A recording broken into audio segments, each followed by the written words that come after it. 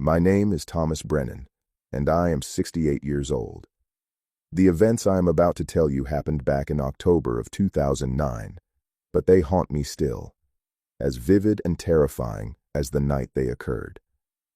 I have been working as a park ranger in Yosemite National Park for over 30 years, a job that seemed simple enough at first. Keep an eye on the trails, help lost hikers, and make sure nothing went wrong in those endless miles of forest known for its mysterious disappearances. The ranger station sat at the edge of the wilderness, surrounded by towering pines that blocked out the sky, and at night, the darkness beyond those windows was absolute. I have spent countless sleepless nights since then, questioning what I saw, wondering if I should have spoken up sooner, but the weight of silence has become too much to bear. The world needs to know what lurks in the shadows of our wilderness. Before I tell you what happened that October, you need to understand something about Yosemite. Most people who visit see the postcard version. They see Half Dome rising against a perfect blue sky. They see Bridal Veil Fall catching the morning light like a veil of diamonds. They see families posing for photographs at Tunnel View, their smiles wide and carefree. But that is not the Yosemite I know. The Yosemite I know exists in the spaces between the tourist trails, in the vast stretches of backcountry where cell phones become useless plastic rectangles and the nearest human being might be 20 miles away. The Yosemite I know holds darkness in its heart, a darkness that has nothing to do with the absence of light and everything to do with what moves through those ancient forests when no one is watching. I started working as a ranger in the summer of 1979. I was 23 years old, fresh out of college, with a degree in forestry and a head full of romantic notions about life in the great outdoors. The park seemed like paradise to me in those early days. I learned every trail, every hidden waterfall, every secret meadow where the wildflowers bloomed in impossible colors each spring. I thought I knew this land the way I knew my own heartbeat. I was wrong. It took me years to understand that you can spend a lifetime in a place and still not know its true nature, still not comprehend what secrets it guards in its darkest corners. The first time I encountered something that did not fit into my understanding of the natural world was in the autumn of 1985. I was conducting a routine patrol along the Mist Trail when I came across a scene that stopped me dead in my tracks. A campsite had been torn apart with what appeared to be tremendous violence. Tents lay shredded, their fabric hanging in ribbons from the surrounding trees. Backpacks had been ripped open, their contents scattered across a 50-foot radius. Food containers made of supposedly bear-proof material had been crushed as if they were made of paper, but there was no bear sign, no tracks, no scat, no claw marks on the trees, just destruction. And in the middle of it all, a single hiking boot lying on its side, still laced tight as if its owner had simply evaporated out of it. We searched for 3 days. Dogs, helicopters, volunteer teams combing every inch of the surrounding wilderness. We found nothing. The couple who had been camping there, Jonathan and Margaret Holloway from Sacramento, were never seen again. The official report cited a probable bear encounter followed by disorientation and exposure. It was the first time I witnessed the machinery of bureaucracy smooth over something that defied explanation, and it would not be the last. Over the years, I watched the pattern repeat itself with disturbing regularity. Hikers would vanish from well-marked trails in broad daylight. Experienced mountaineers with decades of backcountry knowledge would walk into the wilderness and simply cease to exist. Children would disappear from campsites while their parents sat mere feet away, and always, the official explanations would come. Animal attacks, accidental falls, voluntary disappearances. The words changed, but the purpose remained the same: to provide comfort, to maintain order, to keep the tourists coming and the money flowing. I understood the reasoning, even as I grew to resent it. What I did not understand, what I could not have understood until that October night in 2009, was just how desperately the truth needed to be hidden. It started with a phone call on the morning of October 14th. I was at the main ranger station, working through a stack of paperwork that seemed to regenerate no matter how many forms I completed. My supervisor, a stern-faced man named Douglas Chen, who had been running the station for 15 years, appeared in my doorway with an expression I had learned to dread. That look meant trouble of the worst kind. He told me that a family had failed to check out of their backcountry campsite in the Rancheria Falls area. They had been due back 2 days ago, and their car was still sitting in the trailhead parking lot. The family consisted of Robert and Cheryl Hamilton, both in their mid-40s, and their 17-year-old daughter, Emily. They were experienced hikers from Colorado, the kind of people who knew what they were doing in the wilderness, the kind of people who did not simply get lost.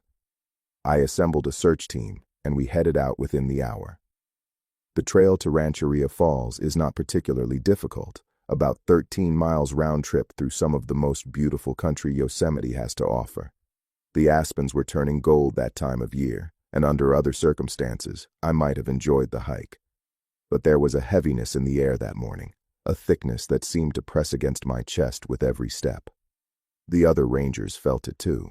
I could see it in the way their eyes kept darting to the tree line, in the tightness of their shoulders, in the unusual silence that had fallen over our normally chatty group. We found the Hamiltons' campsite by early afternoon. It was set up precisely according to regulations, the tent properly staked, and the food bear bag hanging from a tree at the appropriate height. Their gear was neatly organized, their hiking boots lined up outside the tent entrance. Everything looked normal, except for one critical detail. The family was gone. Lucas Martinez, one of our younger rangers, made the observation that would haunt me for years to come. He pointed out that the tent zipper was closed from the outside. That simple fact implied something deeply unsettling. The Hamiltons had not left their tent voluntarily. Someone or something had closed them in, and then somehow removed them without opening the zipper again. We expanded our search in widening circles from the campsite. The forest grew denser as we moved away from the trail, the trees pressing closer together until the canopy above became an almost solid roof of green and gold. The sunlight that filtered through took on a strange quality, diffused and weakened as if it were traveling through water rather than air. I found myself struggling to maintain my bearings, even though I had walked these woods hundreds of times before. It was Marcus Webb, a ranger with 15 years of experience, who found the first sign of the Hamiltons. He called out to us in a voice that cracked with something I had never heard from him before. Fear. Raw, primal fear. We gathered around him and stared at what he had discovered. It was a shoe. A woman's hiking shoe, size 7 or 8, still tied in a double knot. The shoe was wedged between two rocks at the edge of a small creek, and from the position, it looked as if its owner had been walking upstream when something had plucked her right out of it. But that was not what made Marcus's voice crack. What made his voice crack was what we found next to the shoe: prints. They were pressed into the soft mud along the creek bank, and they were like nothing I had ever seen in 30 years of tracking wildlife through Yosemite. They were vaguely humanoid in shape, with 5 distinct toe impressions, but the proportions were all wrong. The prints were at least 18 inches long and perhaps 8 inches wide. The toe impressions ended in what appeared to be claws, each one leaving a gouge in the mud nearly 2 inches deep. Whatever had made these prints was massive, far larger than any known animal in the park, and it walked on 2 legs. We followed the prints upstream for perhaps a quarter mile before they vanished into a section of granite where they left no trace. The creek wound through a narrow gorge there, the walls rising 30 feet on either side, slick with moss and perpetually shadowed even at midday. Standing at the base of that gorge, I felt a sensation I can only describe as being watched. It was more than a feeling. It was a certainty that pressed against my skull like a physical weight, a knowledge that something was observing us from the darkness above. I ordered the team to fall back. Some of the younger rangers protested, eager to press on and find the missing family, but I pulled rank. There was something wrong with that gorge, something that went beyond the strange prints and the missing hikers. The air itself felt hostile, charged with a malevolence I could taste on the back of my tongue like copper and ozone. We retreated to the Hamilton campsite and radioed for additional support. That night, we made camp at the trailhead. None of us were willing to spend the night in the backcountry, though no one would say why. We built a fire larger than regulations allowed and sat around it in silence, each of us processing what we had seen. The prints, the shoe, the terrible feeling of being observed by something that meant us harm. It was Olivia Chen, Douglas's daughter, and a promising young ranger in her own right, who finally broke the silence. She asked if anyone else had heard the sound. We all turned to look at her, and I felt my stomach drop when I saw the pallor of her face in the firelight. She described a low, rumbling vocalization that had seemed to come from everywhere at once while we were in the gorge. Not quite a growl, not quite a moan, but something in between. Something that had made her bones vibrate and her vision blur at the edges. One by one, the others admitted they had heard it too. All except me. I had been so focused on the physical evidence, so determined to make sense of what we were finding, that I had somehow blocked out the sound, or perhaps whatever was making it had chosen not to let me hear. That thought, when it occurred to me, was more disturbing than anything else that had happened that day. The reinforcements arrived the next morning. Search and rescue teams, tracking dogs, even a helicopter with thermal imaging equipment.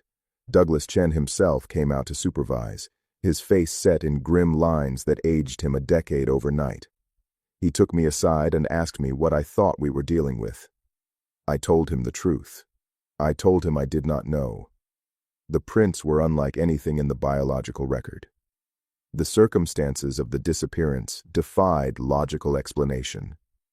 And the feeling in that gorge, that terrible sense of hostile intelligence, suggested we were dealing with something that operated outside the rules of the natural world as I understood them.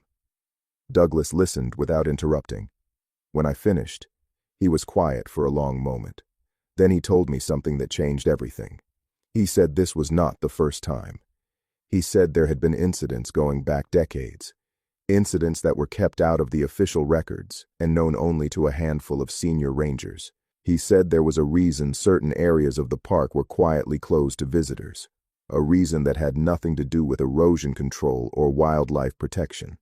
He said there were things living in the deep wilderness of Yosemite that had no names, things that had been here long before the first humans set foot in these mountains, things that were patient and intelligent and utterly without mercy. I wanted to dismiss his words as the ramblings of a man under too much stress, but I could not. Not after what I had seen, not after what I had felt in that shadowed gorge.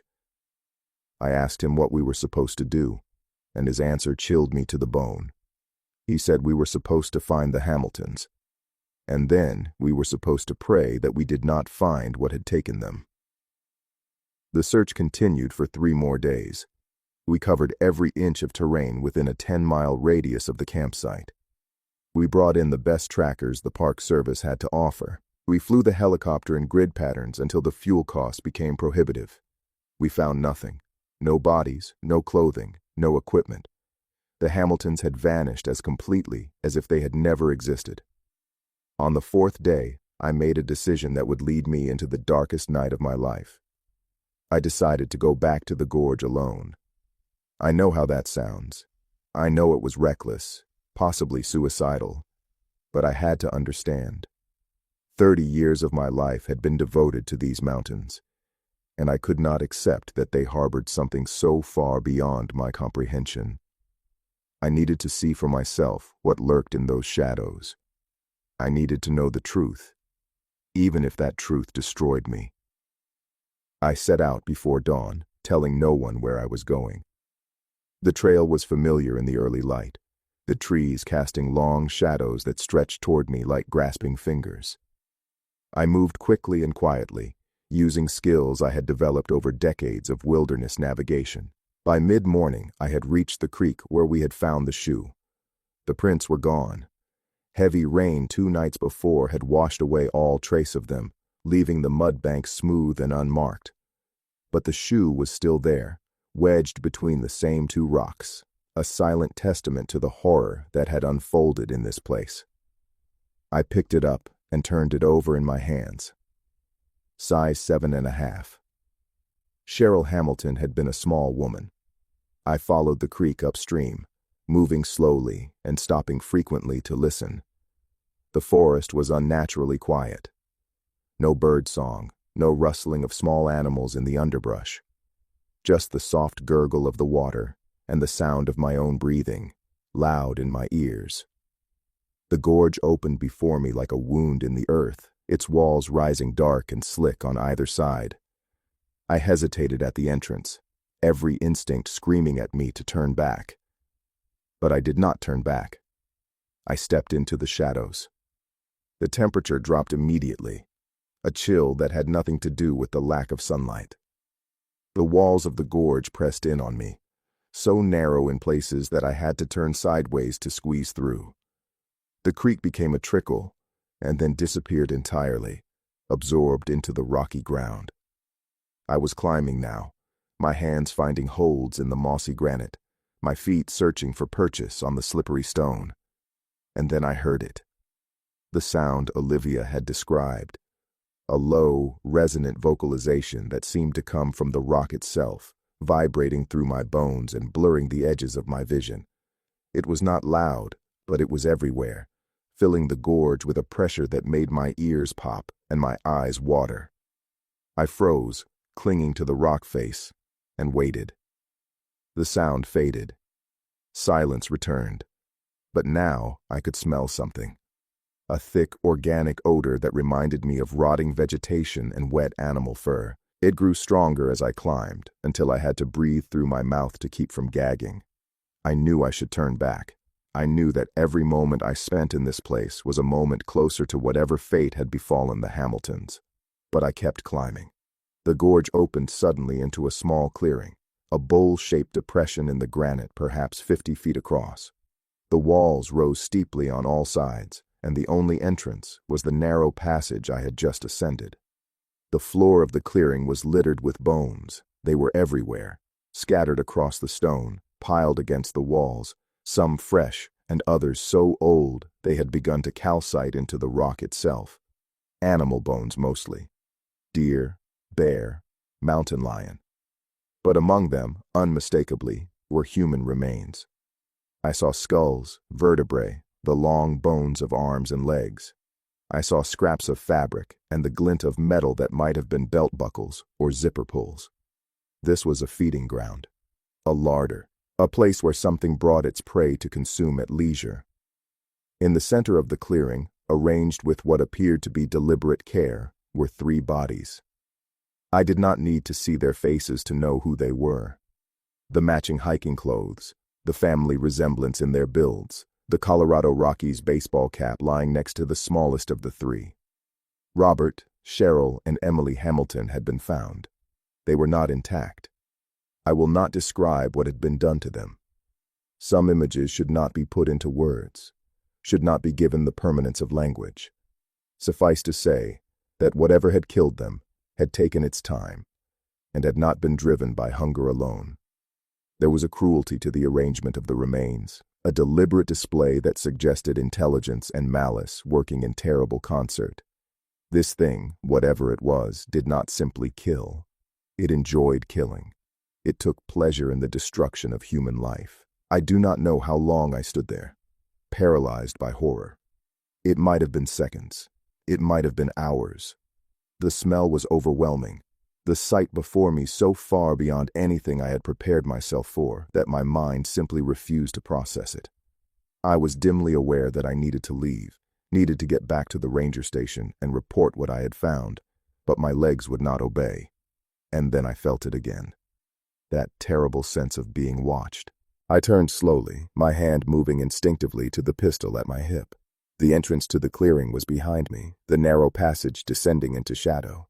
And standing at the threshold, blocking my only exit, was something that should not have existed. It was tall. That was my first impression. Impossibly tall, at least 8 feet, with limbs that seemed too long for its body. It stood hunched, its massive shoulders brushing the walls of the passage on either side. Its skin, what I could see of it in the dim light, was a mottled gray-brown, rough and textured like tree bark. But it was the face that held me frozen in place. It had no eyes. Where eyes should have been, there were only smooth depressions in the flesh, shallow concavities that somehow managed to convey attention and focus despite their emptiness. The mouth was a horizontal slash that ran nearly the full width of the head, filled with teeth that were too numerous and too sharp for any natural creature. And the smell that emanated from it, that rotting vegetable stench I had noticed in the gorge, was so intense now that it seemed to have physical weight. We stared at each other across the clearing. Or rather, I stared while it regarded me with those empty sockets, its head tilting slowly from side to side as if trying to see me from different angles. The low, resonant sound began again, and I realized with horror that it was coming from the creature itself, a vibration that started deep in its chest and radiated outward in waves I could feel against my skin. I drew my pistol. The motion seemed to trigger something in the creature because it shifted forward, its movement fluid despite its massive size. I fired. The report was deafening in the enclosed space, and I saw the bullet strike the creature's shoulder, saw a splash of something dark that might have been blood. It did not slow down. What happened next exists in my memory as a series of disconnected images, fragments of terror that refuse to arrange themselves into a coherent narrative. I remember running, not toward the creature, but up the wall of the clearing, my hands finding holds I did not know existed. I remember the sound of the thing behind me, that awful vocalization rising to a pitch that made my skull feel like it was splitting. I remember the scrape of claws on stone, impossibly close, and the smell of its breath on the back of my neck. I remember pulling myself over the rim of the clearing and tumbling down the other side of the gorge, sliding and falling through a nightmare landscape of moss-covered rock and clutching branches. I remember running through the forest in the gathering dusk, running without direction or purpose, driven only by the need to put distance between myself and that terrible place. And I remember, with a clarity that still wakes me screaming in the night, the moment I realized I was not going to make it.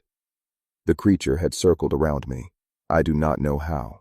The terrain should have made such a maneuver impossible, but there it was, standing among the trees ahead of me, its eyeless face turned in my direction.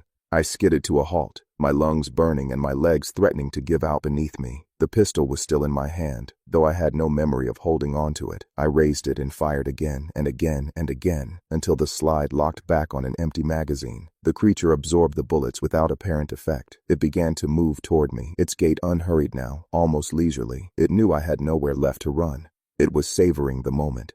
And then, from somewhere behind me, came the sound of voices, human voices, shouting my name. The creature paused, its head turning toward the sound. For a long moment, it stood motionless, and I could almost believe it was weighing its options, calculating the risks and rewards of continuing its pursuit. Then it was gone. It did not retreat or withdraw. It simply vanished, one moment a solid presence in the fading light, and the next an empty space between the trees. I collapsed to my knees and stayed there, shaking uncontrollably, until Lucas Martinez and Olivia Chen found me. The official story was that I had become disoriented in the backcountry and gotten lost. The discovery of the Hamiltons' remains was attributed to an ongoing search effort, and the condition of the bodies was blamed on scavengers. There was no mention of the bone-filled clearing, no mention of the creature, no mention of the fact that a veteran ranger had emptied his service weapon into something that should not have existed. Douglas Chen visited me in the hospital the next day. He did not ask what had happened. He did not need to. Instead, he told me about the protocols, the procedures that had been developed over decades to manage incidents like this one, the careful compartmentalization of information, the prepared explanations and cover stories, the network of senior rangers who knew the truth and had sworn to protect it.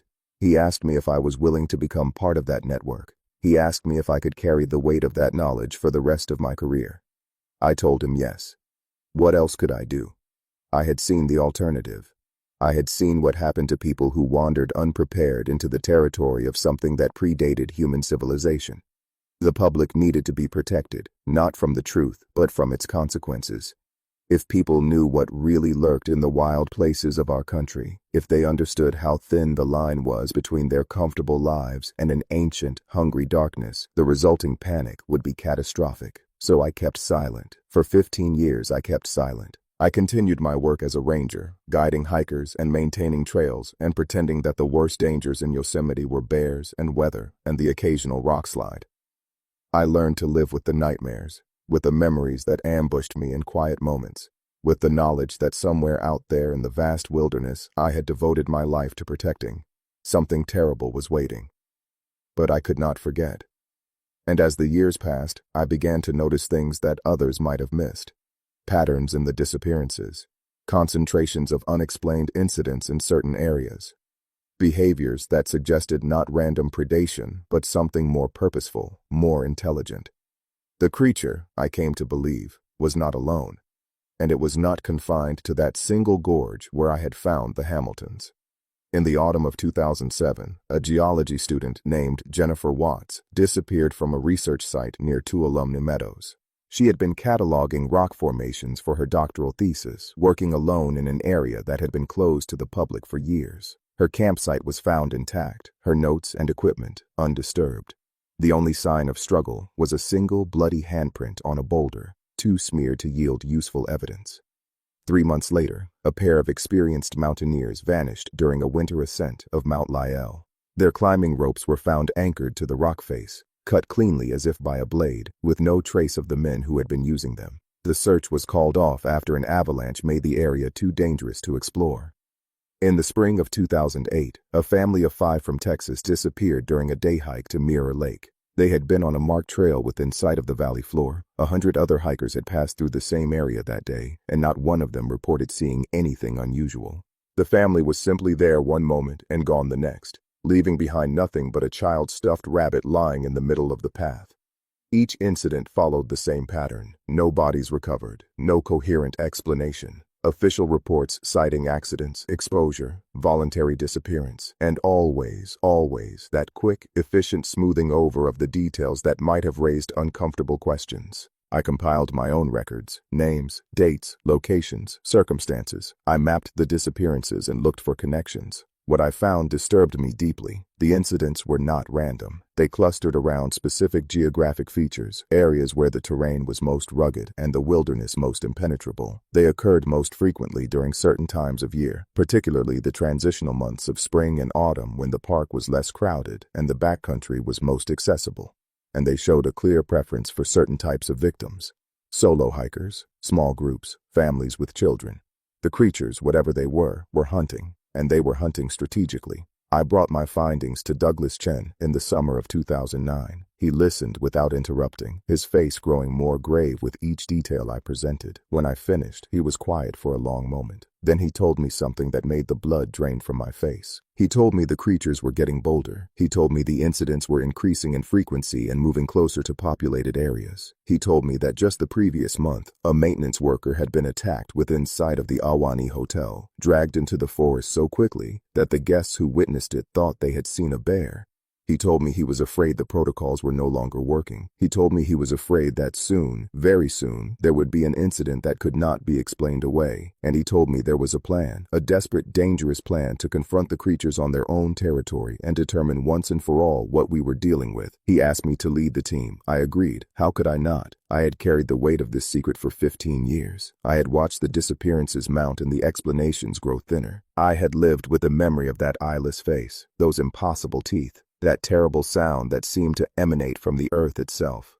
If there was any chance of stopping it, of protecting the thousands of innocent people who wandered into these woods every year, I had to take it. The team was assembled in secret over the following weeks. 8 rangers, all veterans, all carefully selected for their skills and their discretion. Olivia Chen was among them, as was Lucas Martinez and Marcus Webb, who had found the bloody shoe all those years ago. We were given equipment that was not part of any official inventory. Night vision gear, communication devices with encrypted channels, weapons that would have been wildly inappropriate for any legitimate Park Service operation. And we were given a target, a remote valley in the northern reaches of the park, accessible only by a grueling 2-day hike through some of the most rugged terrain Yosemite had to offer. Satellite imagery had detected unusual thermal signatures in the valley, heat sources that could not be attributed to any known geological or biological phenomena. It was, Douglas believed, a nesting ground, a place where the creatures congregated and bred and raised their young. We set out on October 12, 2009. The weather was perfect, clear skies and mild temperatures, the kind of autumn day that drew photographers and leaf peepers from across the country. We took a route that avoided all marked trails, moving through the backcountry with a speed and precision that spoke to years of experience. By nightfall of the first day, we had covered 15 miles and made camp in a sheltered hollow, well away from any hiking route. That night, as we huddled around a small fire and checked our equipment, I looked at the faces of my team and felt a complex mixture of pride and dread. These were good people, brave people. They had volunteered for this mission knowing that they might not come back. They deserved to know the truth, all of it, before we went any further. So I told them. I told them about the Hamiltons. I told them about the clearing and the bones and the creature that had nearly killed me. I told them about the years of investigation, the patterns I had discovered, the mounting evidence that we were facing something far more dangerous than any of us had imagined. When I finished, no one spoke. The fire crackled and popped, sending sparks spiraling into the darkness. Then Olivia Chen, whose father had first introduced me to the secret all those years ago, asked the question that was on everyone's mind. She asked what we would do if we found them. I told her I did not know. The plan, such as it was, called for reconnaissance and documentation. We were to observe the creatures, record their behavior, and gather evidence that could be used to develop a more comprehensive response. We were not expected to engage unless absolutely necessary, but we all knew how unlikely that scenario was.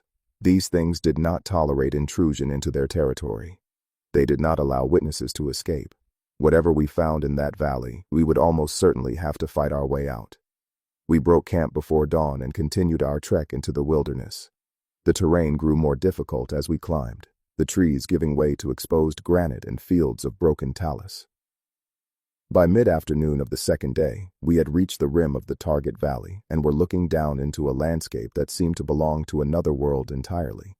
The valley was perhaps 2 miles long and half a mile wide, its floor carpeted with old-growth forest so dense that the ground beneath the trees was invisible from our vantage point. A stream wound through the center, glinting silver in the afternoon light. The walls rose steeply on all sides, creating a natural amphitheater that would be almost impossible to access except through the narrow gap at the southern end where we were positioned. It was beautiful. Hauntingly, terrifyingly beautiful. We descended in single file, moving slowly and stopping frequently to scan our surroundings.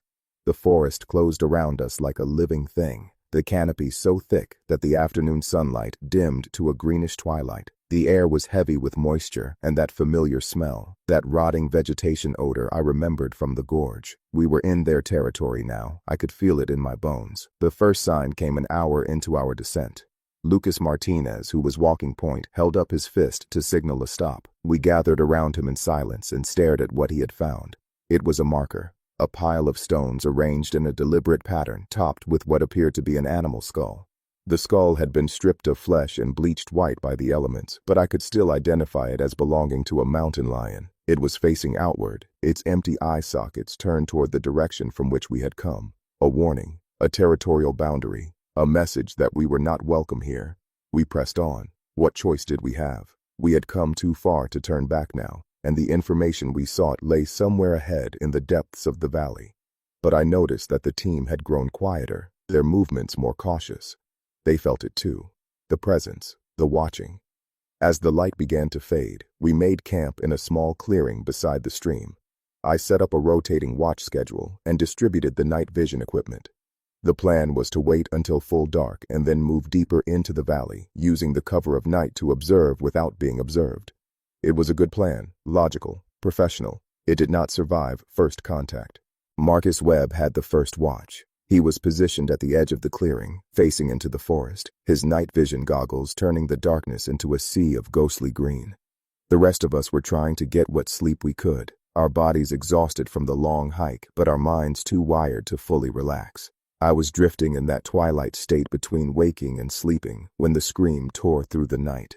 I was on my feet before I knew I had moved, my weapon drawn and my heart hammering against my ribs.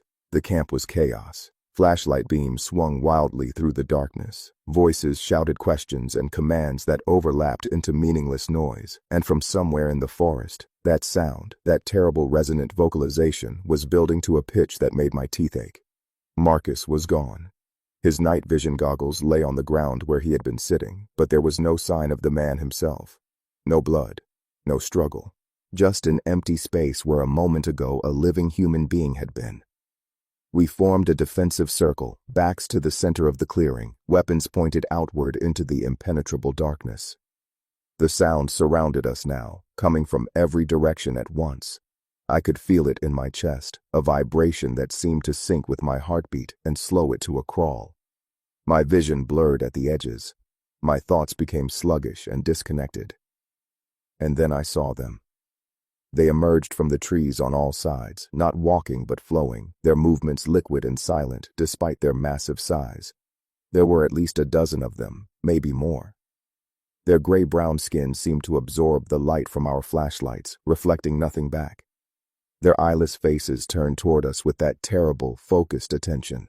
Their mouths opened, revealing row upon row of needle-like teeth, and the sound that emanated from them was like nothing I have ever heard before or since. It was a chorus, a harmony, a song of hunger and anticipation that spoke directly to something ancient and primal in the human brain. Every instinct I possessed was screaming at me to drop my weapon and run, to flee into the darkness and never look back. I saw members of my team fighting the same battle, their faces contorted with the effort of maintaining their positions. The circle broke. I do not know who moved first. One moment we were standing together, the next we were scattered and running, crashing through the underbrush in blind panic as the creatures pursued. I heard gunfire behind me, short controlled bursts that spoke of training overcoming terror. I heard screams, some cut short and others trailing off into the distance. I heard my own ragged breathing and the pounding of my heart and nothing else. I ran until I could run no more. I collapsed against a massive fallen tree, my legs burning and my lungs screaming for air. The forest around me was silent now. That terrible chorus faded to nothing. I fumbled for my radio, praying that it had not been lost in the chaos. The static that answered my call was the loneliest sound I have ever heard. I spent the rest of that night hiding in the hollow beneath the fallen tree. I did not sleep. I did not move. I simply lay there in the darkness, listening to the small sounds of the forest and waiting for something to find me. The creatures did not come. Perhaps they had taken enough. Perhaps they were saving me for later. Or perhaps, and this thought chilled me more than any other, they simply did not care. Dawn came slowly, gray light filtering through the canopy in painful increments. I emerged from my hiding place and began to make my way back toward the clearing where we had made camp. The forest looked different in the daylight, less hostile but no less strange. I moved carefully, starting at every sound, my weapon drawn and my finger on the trigger. The clearing was empty. The tents had been torn apart, the equipment scattered. Blood stained the ground in several places, but there were no bodies. There were never any bodies. The creatures, I had come to realize, were thorough. I searched the area for survivors. I found Olivia Chen huddled in a hollow log a quarter-mile from the camp, her eyes wide and blank with shock. Lucas Martinez was discovered clinging to a branch 30 feet up a massive pine tree, unable to explain how he had gotten there or how to get down.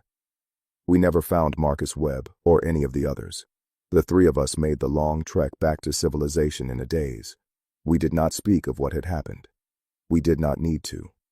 The horror of that night was written on our faces, in our hollow eyes and trembling hands. The debrief that followed was perfunctory. Douglas Chen listened to our accounts and nodded slowly, his face unreadable. More protocols were established. More cover stories were prepared. The disappearance of 5 experienced rangers was attributed to a flash flood in the backcountry, a tragedy that the Park Service mourned publicly while privately noting that the affected area would be closed indefinitely for safety reasons. I retired 2 months later. I could not stay. Every time I looked at the trees, I saw them moving. Every time the wind blew, I heard that terrible chorus.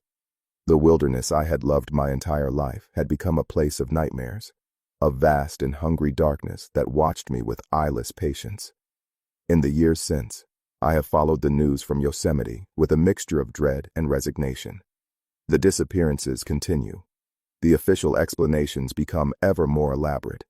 The machinery of denial grows more sophisticated with each passing season, and somewhere in the deep wilderness, in valleys and gorges that no tourist will ever see, the creatures wait. I do not know what they are. I have spent countless hours researching myths and legends, searching for some parallel to what I experienced.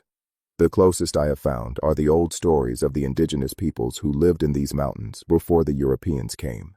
They spoke of beings that existed between the world of men and the world of spirits. Ancient intelligences that had walked the earth when it was young and would continue to walk it long after humanity was gone. They called them by many names, none of which I will repeat here. To name them, the story said, was to draw their attention. I believe now that these beings are not supernatural. They are not ghosts or demons or visitors from another world. They are simply old in a way that defies human understanding. They were here before the redwoods, before the glaciers, before the mountains themselves rose from the earth. They have watched empires rise and fall. They have seen species evolve and go extinct. And they have learned, over vast spans of time, how to hunt the one prey that matters: us.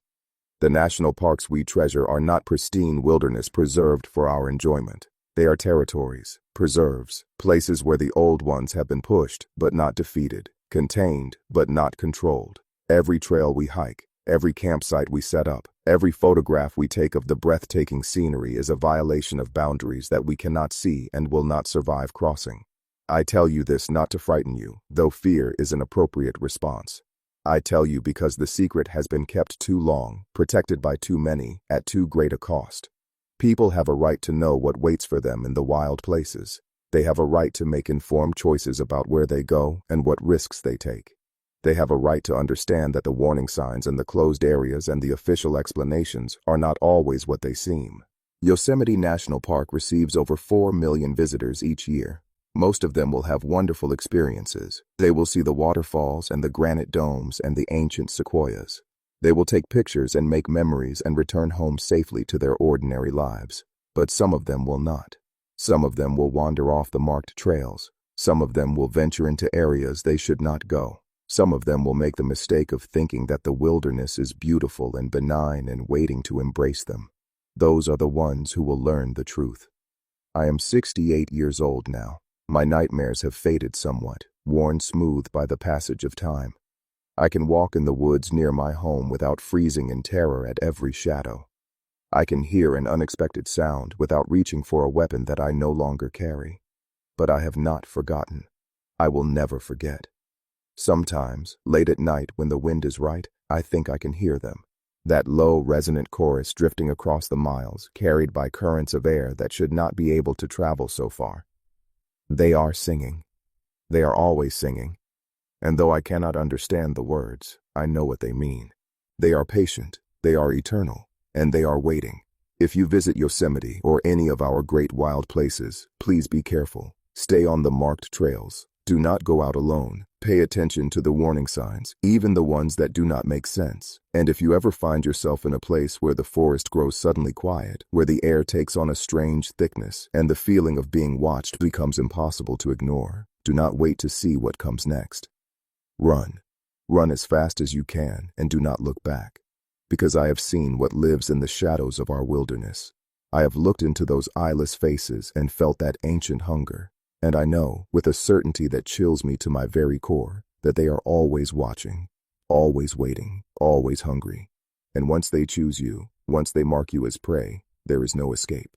There is only the endless forest and the gathering darkness and the sound of something massive moving through the trees behind you, getting closer with every breath. This is Thomas Brennan, signing off. I have carried this burden for 16 years. Tonight, I finally set it down. What you do with this information is up to you. Believe me, or dismiss me as a traumatized old man spinning tales to make sense of senseless tragedy. It makes no difference to me anymore. But remember what I have told you. Remember it the next time you walk into the wilderness, into those vast and beautiful spaces that seem so peaceful, so welcoming, so utterly removed from the dangers of the modern world. Remember that you are not alone out there. You never were. And whatever you do, do not go into the forest after dark, because they are waiting. They are always waiting. And sooner or later, they will find you. The recording of Thomas Brennan's account was discovered in a safe deposit box 3 years after his disappearance. Brennan had left specific instructions that the contents of the box be released to the public in the event of his death or unexplained absence. His cabin in Oregon was found undisturbed, his car parked in the driveway, his personal effects exactly as he had left them. The only item missing was his old service pistol. The official search was called off after 2 weeks. The official cause of his disappearance was listed as unknown, possibly voluntary. The case remains open, but those who knew Brennan, those who heard his story and saw the haunted look in his eyes when he told it, know better. Thomas Brennan did not leave voluntarily. Thomas Brennan did not wander off and get lost. Thomas Brennan went back. He went back to Yosemite. He went back to find the truth, and whatever truth he found, he carried it with him into the darkness. In the months following the release of Brennan's account, reports of strange sightings in Yosemite increased dramatically. Hikers spoke of shadowy figures glimpsed between the trees. Campers described sounds that did not belong to any known animal. Park rangers, speaking on condition of anonymity, confirmed that certain areas of the backcountry had been quietly closed to visitors with no public explanation. The disappearances continue. Every year, people vanish from our national parks. Most are eventually found, disoriented or injured but alive. Some are never seen again. Their families are left with questions that will never be answered, grief that will never find closure. The official explanations are always the same: animal attacks, accidental falls, the unforgiving nature of the wilderness. But there are those who know better, those who have seen what lurks in the shadows, those who understand that the beautiful wilderness we treasure is not empty, it is watching.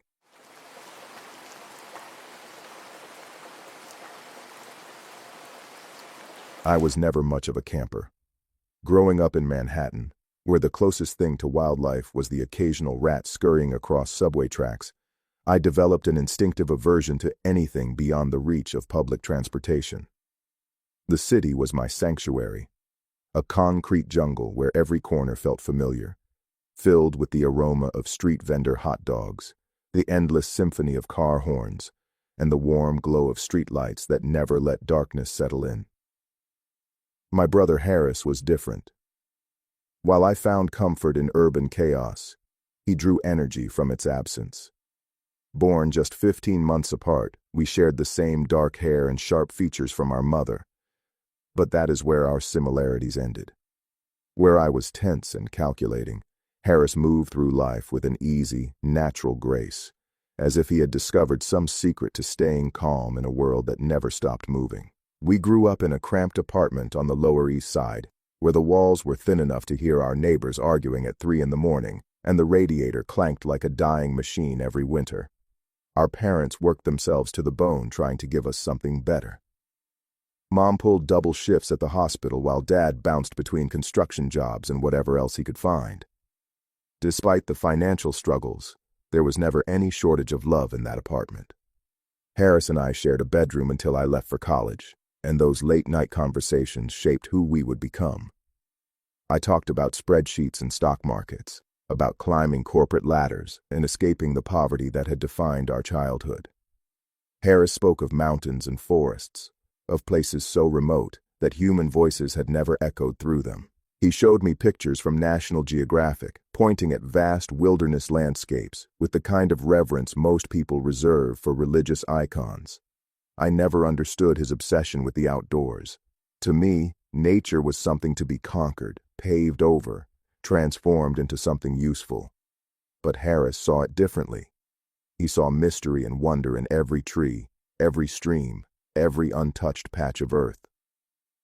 By the time we were in our 20s, our paths had diverged dramatically. I had secured a position at a financial consulting firm in Midtown, working 80-hour weeks and slowly accumulating the material markers of success. Harris had become a wilderness guide, leading expeditions into some of the most remote areas of the country. He was happier than I had ever been, and I would be lying if I said that did not bother me sometimes. It was Harris who first suggested Bear Mountain State Park. He called me on a Tuesday evening in late September, his voice crackling with that familiar excitement that always preceded his most dangerous ideas. I had just gotten home from a particularly brutal day at the office, my shoulders tight with tension and my mind still racing through quarterly projections. The last thing I wanted to discuss was another one of his wilderness adventures. "Ivan," he said, not bothering with pleasantries, "I found something." Something big. I loosened my tie and collapsed onto my couch, already dreading whatever came next. What kind of something? There is this ranger position at Bear Mountain State Park. They are hiring, Ivan. The pay is not great, but the benefits are solid, and you would be working outside, away from all that corporate nonsense that is slowly killing you. I laughed, but there was no humor in it. Harris, I am not going to become a park ranger. I have a career, responsibilities. I cannot just abandon everything because you think trees are more fulfilling than spreadsheets. There was a long pause on the other end of the line. When Harris spoke again, his voice had lost its usual lightness. This is not about trees, Ivan. This is about you. When is the last time you slept through the night? When is the last time you did something that made you actually happy? I did not have an answer for that. The truth was, I could not remember. My life had become a blur of fluorescent lights and coffee cups, of meetings that blended together and deadlines that never stopped coming. I was 32 years old and already felt ancient, worn down by the relentless grind of corporate America. Just think about it, Harris said. That is all I am asking. Come up for a weekend, see the place. If you hate it, I will never mention it again. But I have a feeling about this, Ivan. I think it could save your life. Looking back now, I understand the terrible irony of those words. Harris thought Bear Mountain could save me. He had no way of knowing what was waiting in those woods, what ancient horror had made its home among the endless trees. He could not have predicted that his suggestion would lead me down a path from which there was no return, that the forest he loved so dearly harbored something that should have remained hidden forever. But I did not know any of that then. All I knew was that my little brother had never steered me wrong before, and some part of me, buried deep beneath years of corporate conditioning, was desperate for a change. So I agreed to visit Bear Mountain for a weekend. That decision would alter the course of my life in ways I still struggle to comprehend. The drive up to Bear Mountain took less than 2 hours, but it felt like traveling to another world. The congestion of the city gradually gave way to suburban sprawl, then to rolling hills dotted with farms, and finally to dense forest that seemed to swallow the road whole. Harris had given me detailed directions, but I still managed to get lost twice, my GPS signal cutting out as I ventured deeper into the park boundaries. When I finally arrived at the ranger station, the sun was beginning to set behind the mountains, painting the sky in shades of orange and crimson that I had never seen in Manhattan. Harris was waiting on the porch, his weathered face breaking into a grin as I pulled up in my rental car. He looked different than I remembered, more relaxed, more alive.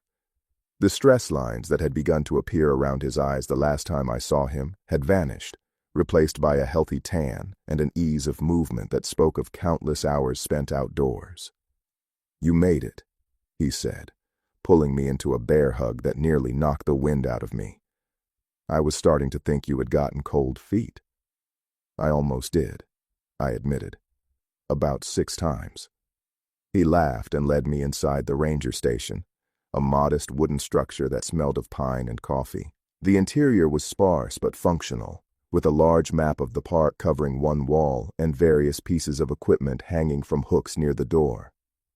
There was something comforting about the simplicity of it, something that made my over-decorated apartment in the city feel frivolous by comparison. "So, this is where the magic happens," I said, running my hand along the worn wooden counter. Harris nodded, his expression growing more serious. "This is just the administrative side. The real magic," he gestured toward the window, where the forest stretched endlessly into the gathering dusk, "is out there." He gave me a tour of the facilities, explaining the various responsibilities that came with the ranger position: trail maintenance, wildlife monitoring, visitor assistance, emergency response. It was a far cry from the financial models and client presentations that had consumed my life for the past decade. But as Harris spoke, I felt something stirring inside me, something that had been dormant for years. We ate dinner at a small cabin about half a mile from the ranger station, a place Harris had converted into his personal living quarters. The meal was simple, just grilled fish and vegetables, but it tasted better than anything I had eaten at the expensive restaurants my firm clients preferred. Maybe it was the fresh mountain air, or maybe it was the company. Either way, I found myself relaxing for the first time in months. After dinner, Harris took me on a short hike to a clearing where we could see the stars. The sky was impossibly vast, filled with more points of light than I had ever imagined possible.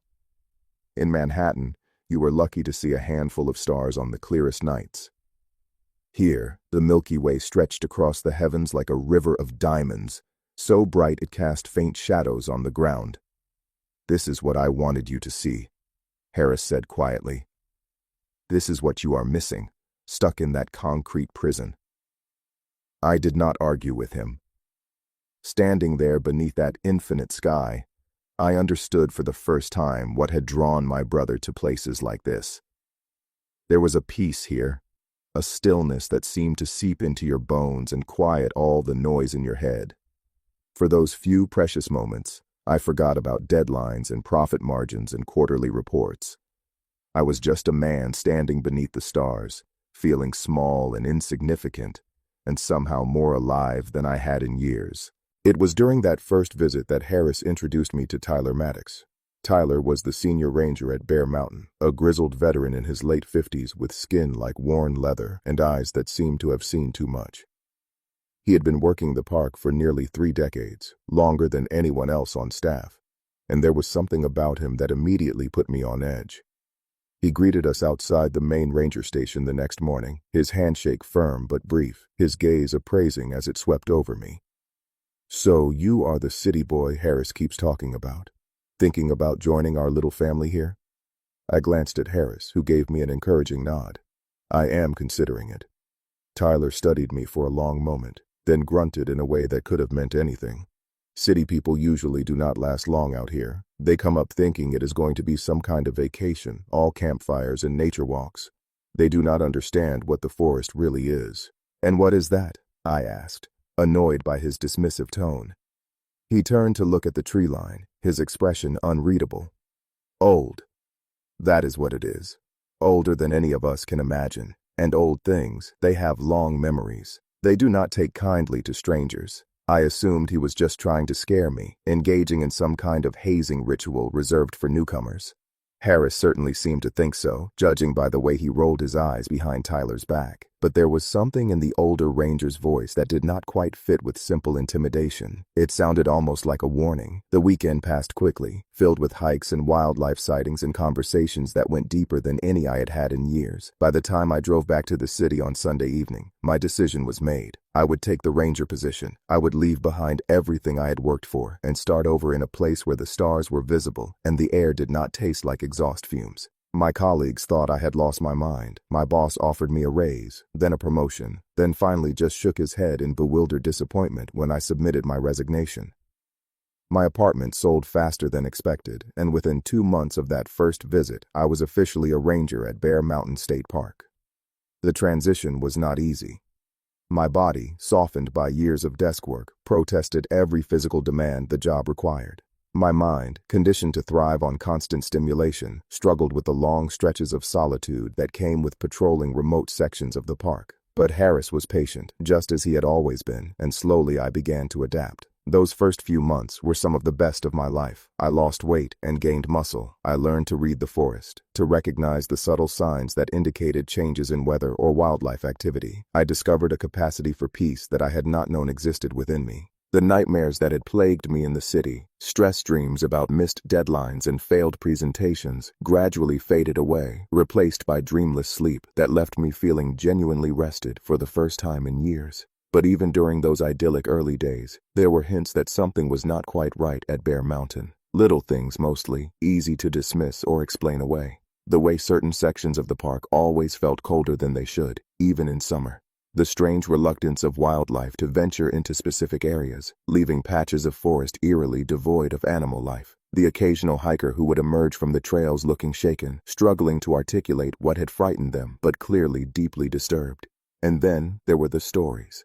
Tyler Maddox was not the only longtime resident who spoke of Bear Mountain with a mixture of reverence and fear.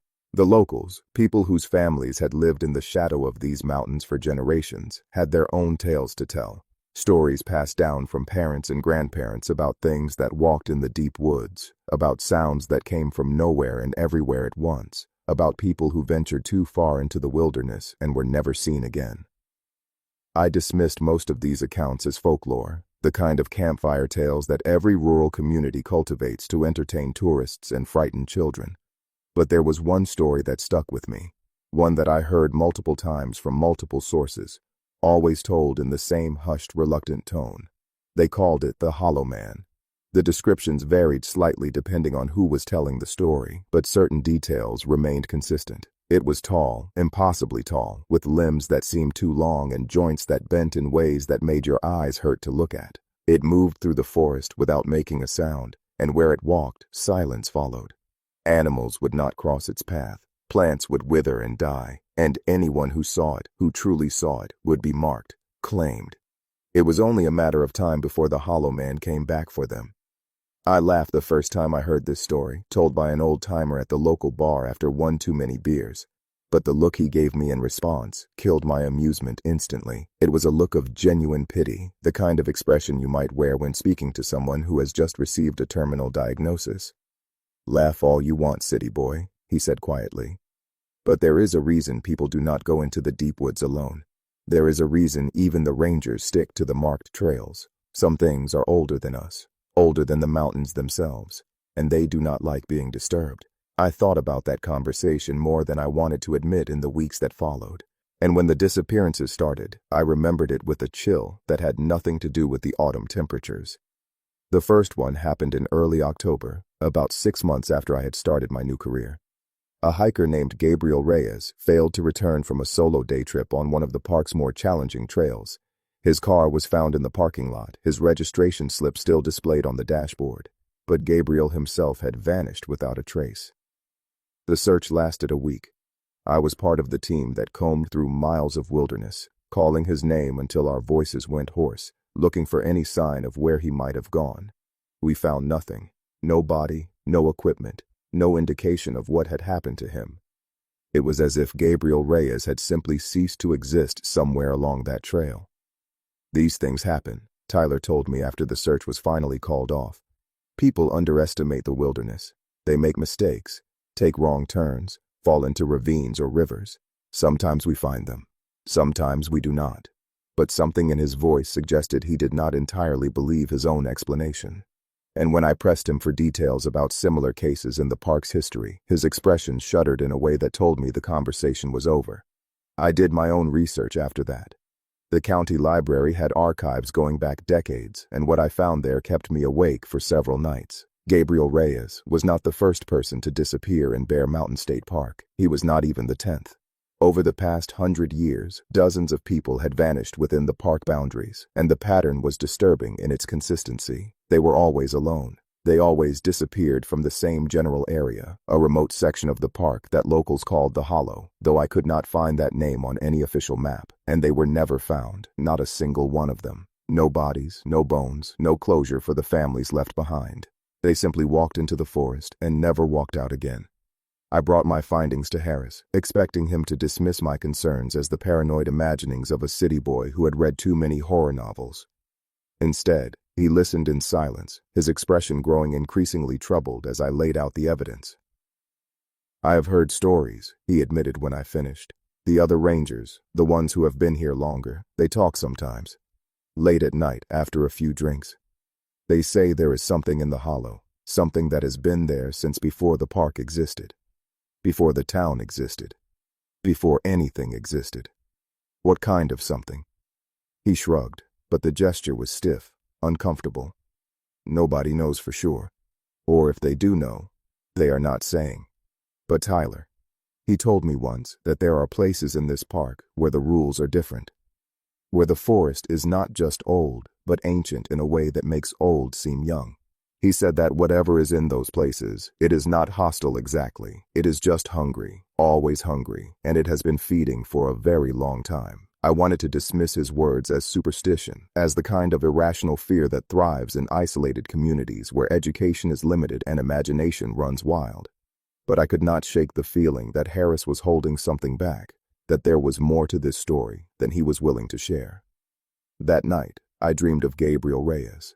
He was walking through the forest, his hiking boots crunching on fallen leaves, his breath misting in the cold air. He seemed happy, content, completely unaware of what was following him. I tried to call out, to warn him, but no sound came from my throat. I could only watch as the shadows between the trees began to move, coalescing into something tall and thin and impossibly wrong. Gabriel never saw it coming. One moment he was there, solid and real, and the next he was simply gone, swallowed by a darkness that should not have existed in broad daylight. I woke up gasping, my sheets soaked with sweat, the taste of copper in my mouth. Through my cabin window, the forest loomed in the pre-dawn darkness, and for just a moment I could have sworn I saw something moving between the trees. Something tall, something watching. The second disappearance happened 3 weeks later. Maya Rook was an experienced outdoors woman, a former Marine who had completed survival courses that would make most people weep with exhaustion. She had come to Bear Mountain to test herself, to push her limits in one of the most challenging wilderness environments on the East Coast.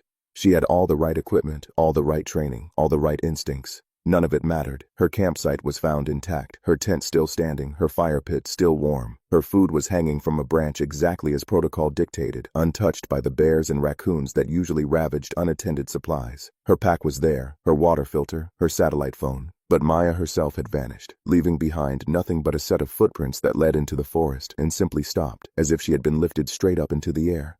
I was the one who found the campsite. I still remember the way my stomach dropped when I saw those footprints, the way my skin crawled as I realized their implications. There was no struggle, no sign of an animal attack, no indication that anything violent had occurred. Maya Rook had walked into the woods, and the woods had taken her. The official report listed her disappearance as unexplained, the bureaucratic equivalent of a shrug. But I knew better. I had seen the area where her footprints ended, had felt the unnatural cold that hung over that patch of forest like a shroud. Whatever had taken Gabriel Reyes had taken Maya too, and I was beginning to understand that it would not stop there.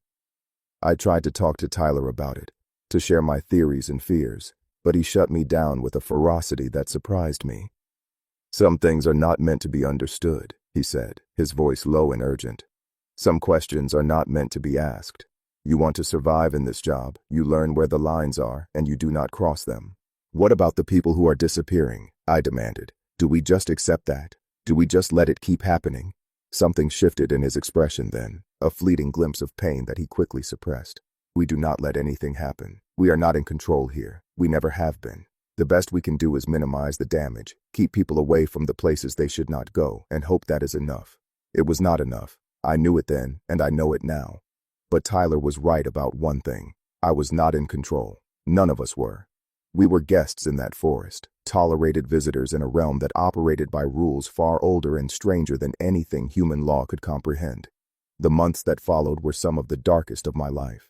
I threw myself into research, spending every free moment digging through historical records, interviewing locals, trying to piece together the truth about Bear Mountain and the thing that lived in its depths.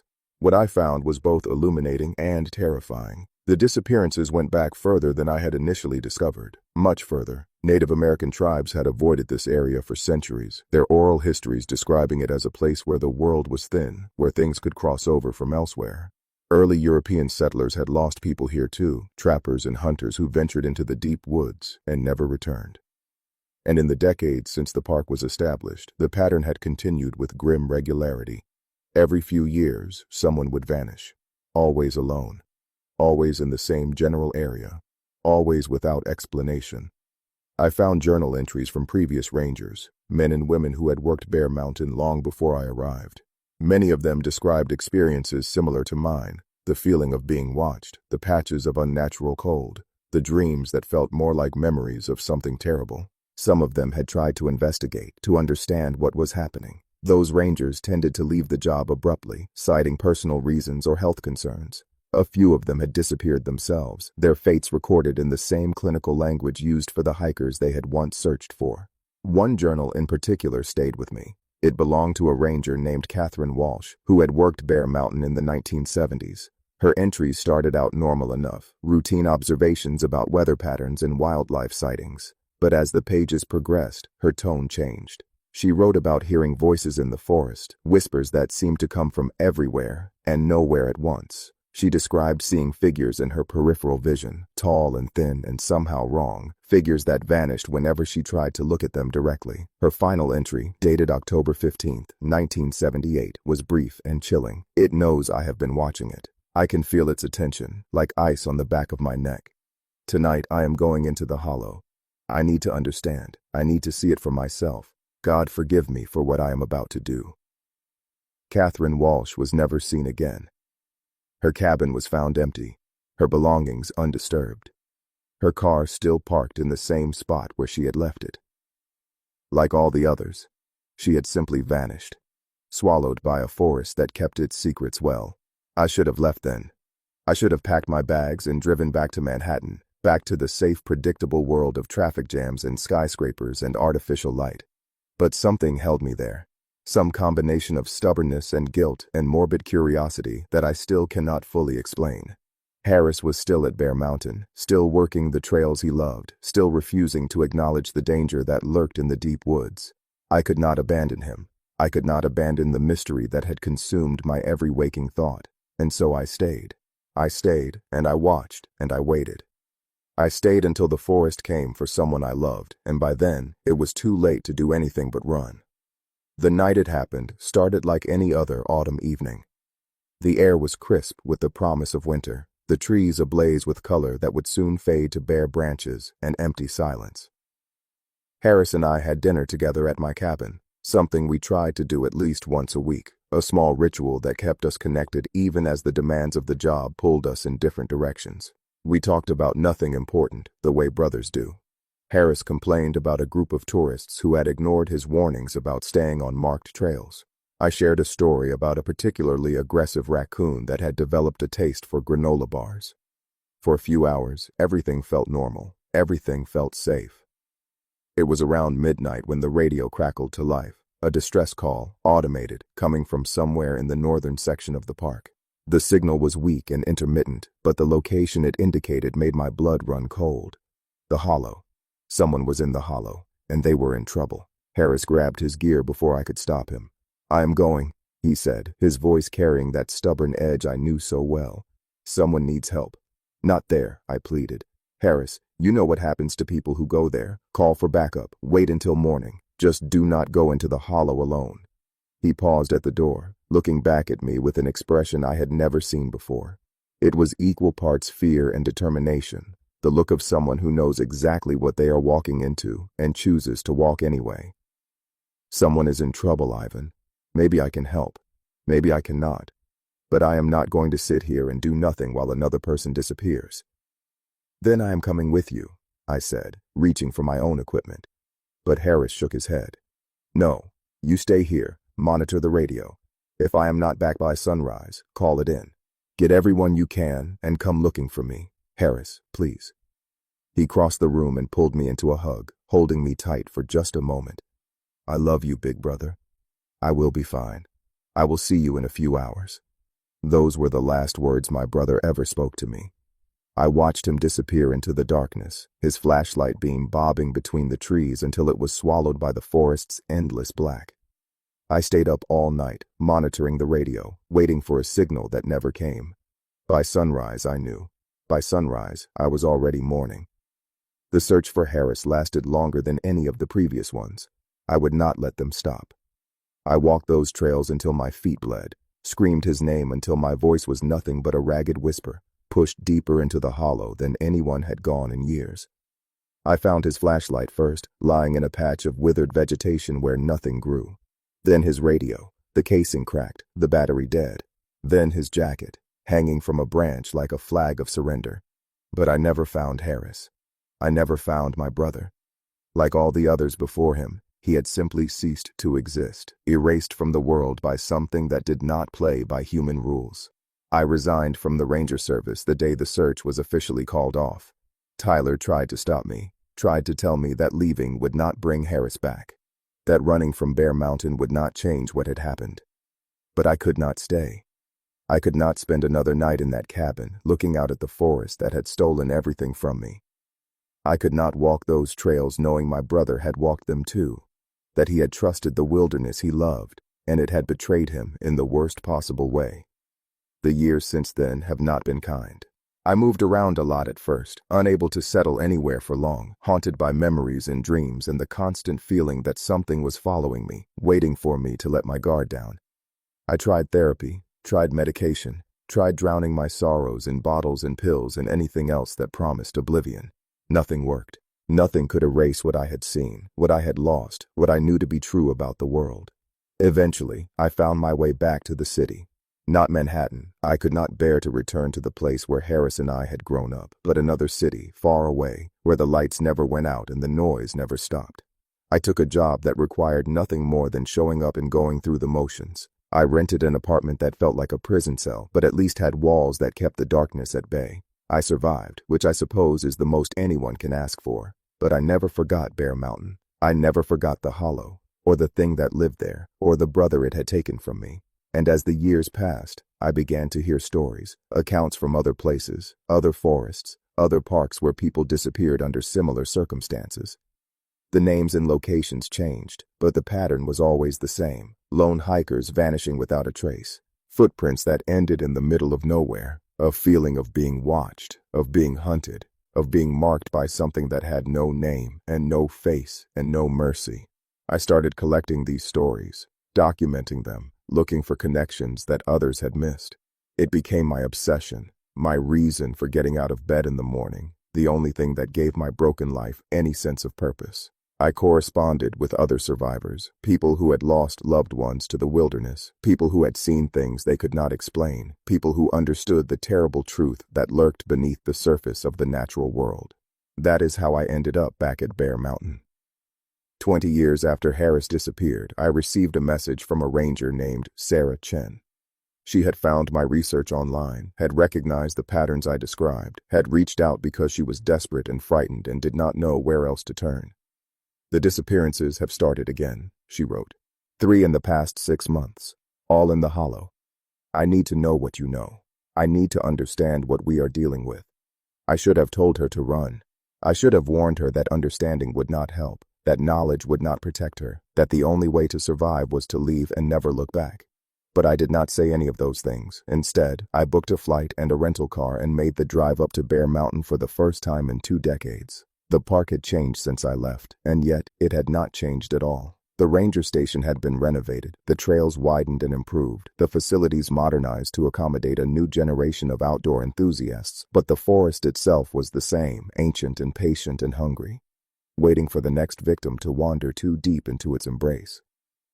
Sarah Chen was younger than I expected, barely 30, with a determination in her eyes that reminded me painfully of Harris.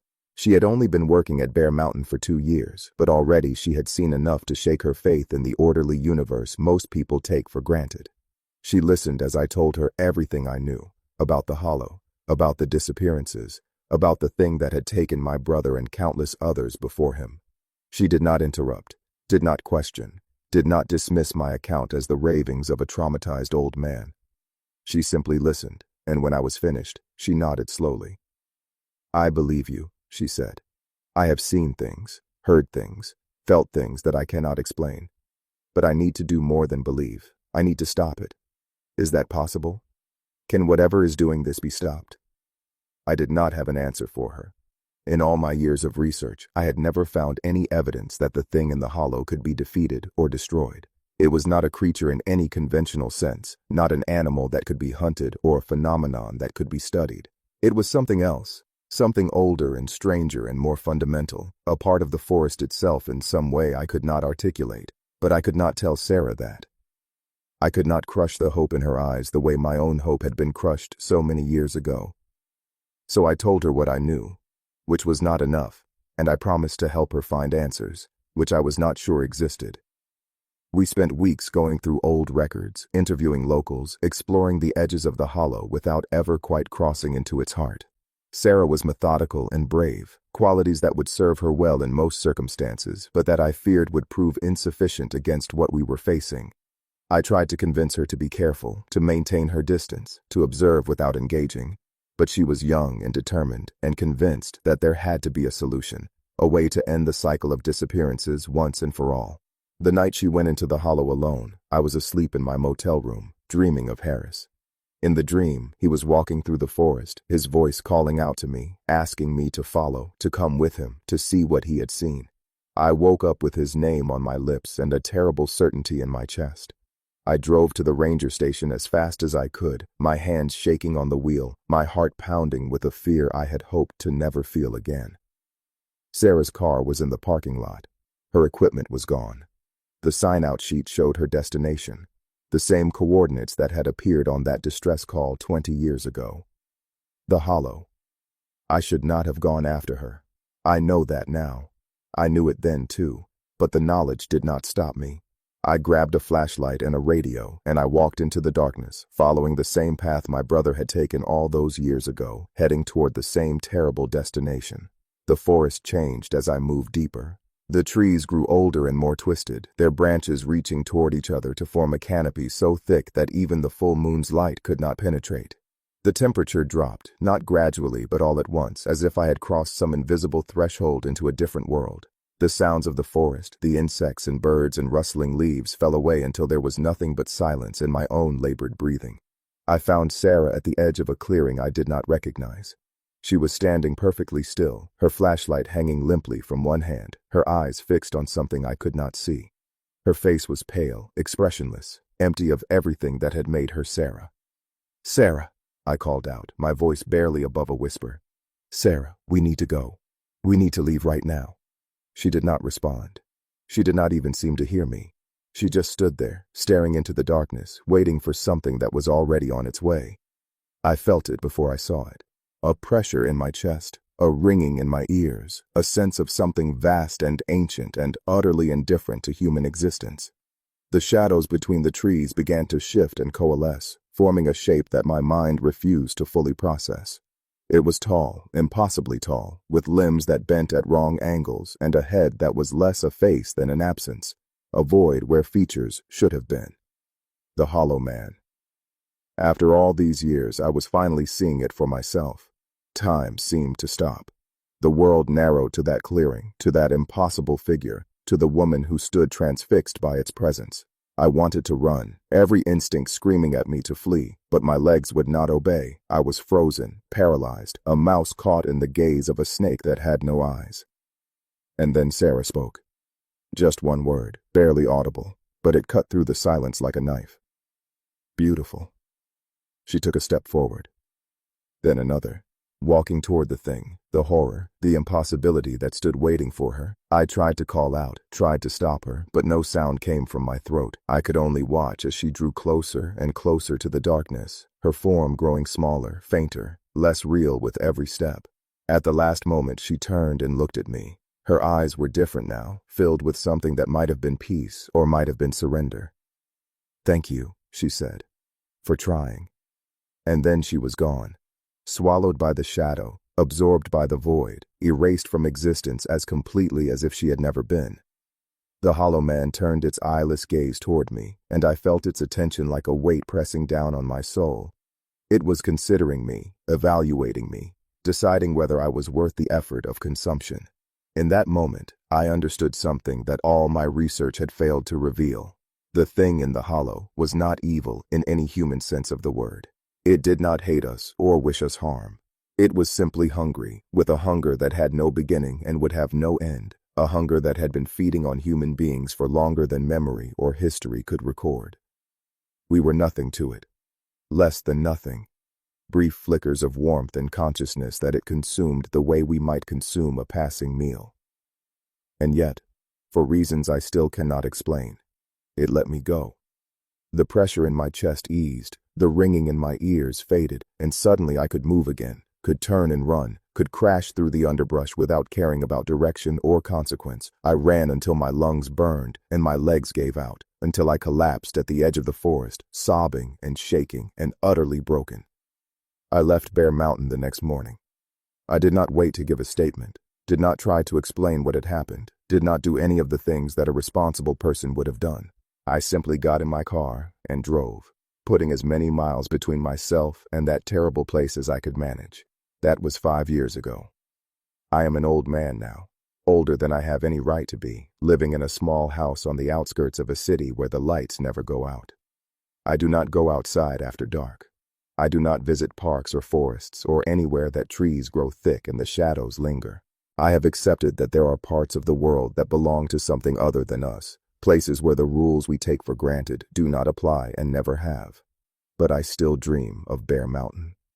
I dream of Harris, walking into the darkness with his flashlight held high, convinced that he could make a difference. I dream of Sarah Chen, her face peaceful as she stepped into oblivion.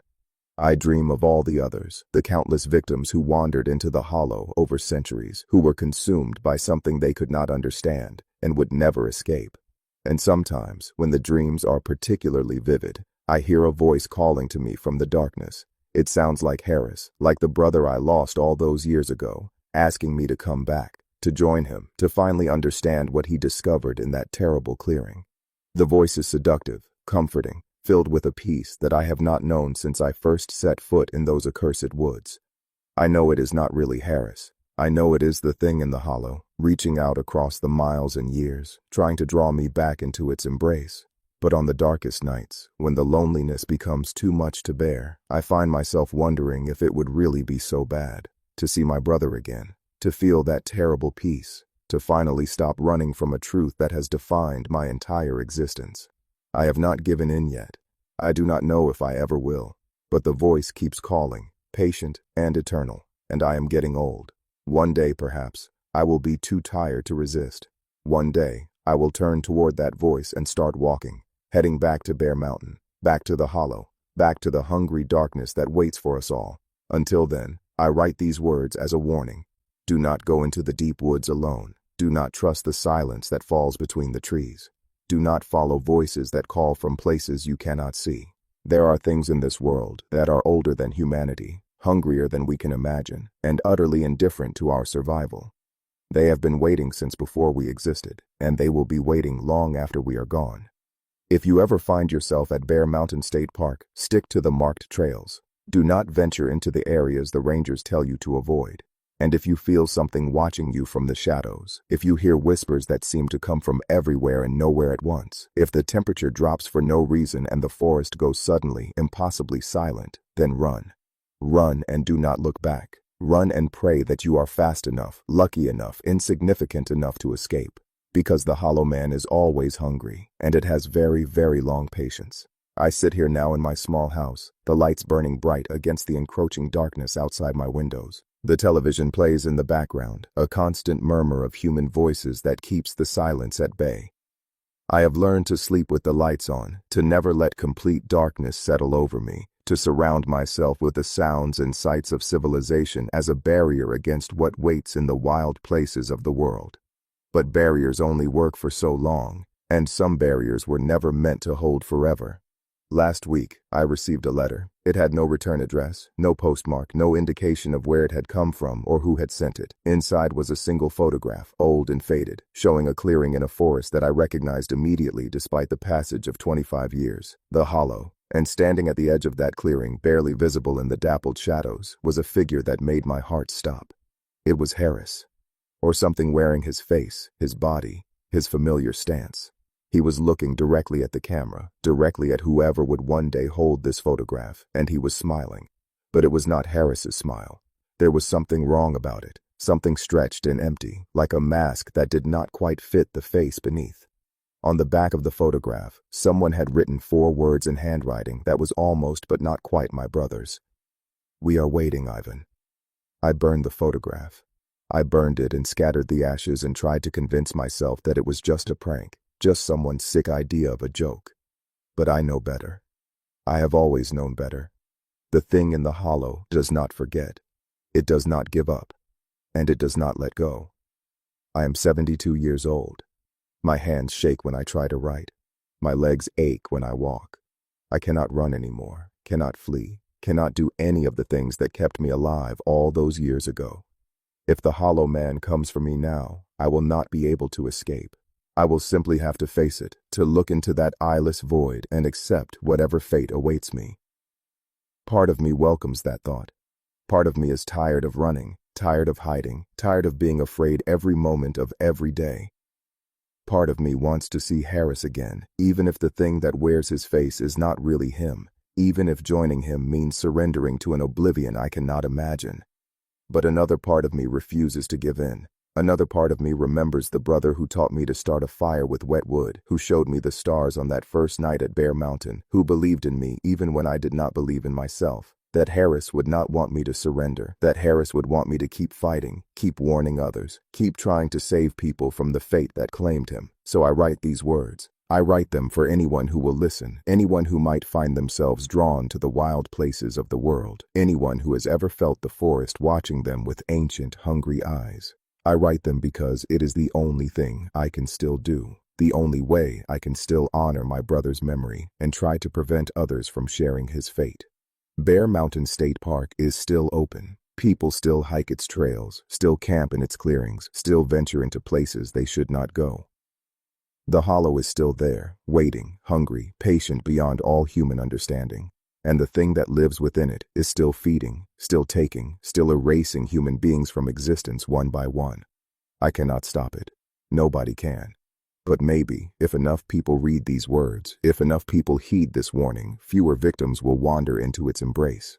Maybe some mother will decide not to let her children camp in that particular section of the park. Maybe some hiker will choose a different trail, a different forest, a different destination. Maybe some life will be saved because of what I have written here. That is the hope I cling to as the darkness gathers outside my windows. That is the thought that lets me face another night. Another day, another endless cycle of fear and memory and regret. I cannot undo what happened to Harris. I cannot bring back Sarah Chen or Gabriel Reyes or Maya Rook or any of the countless others who have been consumed by the hollow. But maybe I can prevent one more disappearance. Maybe I can save one more life. And if I cannot, if this account falls on deaf ears and the disappearances continue and the thing in the hollow keeps feeding, then at least I will have tried. At least I will have done something other than hide and wait for the end to find me. The voice is calling again tonight. I can hear it on the edge of sleep, whispering through the static of my television, seeping through the cracks in my carefully constructed defenses. It sounds so much like Harris. It sounds so much like peace. But I will not answer. Not tonight. Tonight I will keep writing, keep warning, keep fighting in the only way I have left. Tomorrow may be different. Tomorrow the voice may be too strong, the loneliness too overwhelming, the fear too exhausting to resist anymore. But that is tomorrow's problem. Tonight I am still here. Tonight I am still warning you. Do not go into the deep woods alone. Do not trust the silence. Do not follow the voices.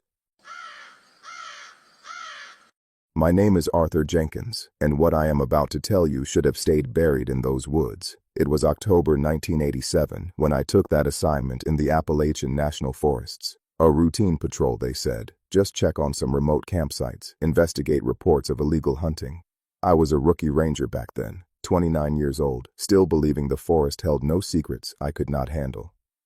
There were 4 of us at the station that morning. Myself, Daniel Wright, Thomas Caldwell, and Sarah Morrison. By nightfall, I would learn that some things in those ancient woods do not want to be found, and some hunts are not what they seem. What we stumbled upon that day changed everything I thought I knew about those mountains. 40 years later, I still wake up hearing sounds no animal should make, seeing shapes that move between the trees in ways that defy explanation. I need you to understand something before I continue. I am not a storyteller. I am not a man prone to flights of fancy or supernatural beliefs. For 32 years after I left the Ranger Service, I worked as a county surveyor in Ohio. I raised 2 children. I attended church on Sundays. I paid my taxes and mowed my lawn and lived the most ordinary life imaginable. I did everything in my power to forget what happened in those mountains. But some memories refuse to stay buried. Some truths demand to be told, no matter how impossible they sound. And now, at 71 years old, with more of my life behind me than ahead, I have decided that the world needs to know what lurks in the deep places of the Appalachian wilderness. Whether you believe me or not is your choice, but I swear on my grandchildren that every word of what follows is true. The Appalachian National Forests stretch across millions of acres, encompassing some of the oldest mountains on Earth. These are not the dramatic peaks of the Rockies or the pristine wilderness of Alaska. These are ancient, weathered mountains that have stood for hundreds of millions of years, their slopes covered in dense hardwood forests that have witnessed the rise and fall of countless civilizations. The Cherokee called these mountains sacred. The early European settlers whispered about things that lived in the hollows, creatures that predated human memory. Even today, hikers go missing in these woods at rates that defy statistical explanation. Most are found eventually, lost, dehydrated, sometimes injured. But some are never found at all, and some are found in conditions that the official reports struggle to explain. I arrived at the Nantahala Ranger Station on September 15, 1987, fresh from my training at the Federal Law Enforcement Training Center in Georgia.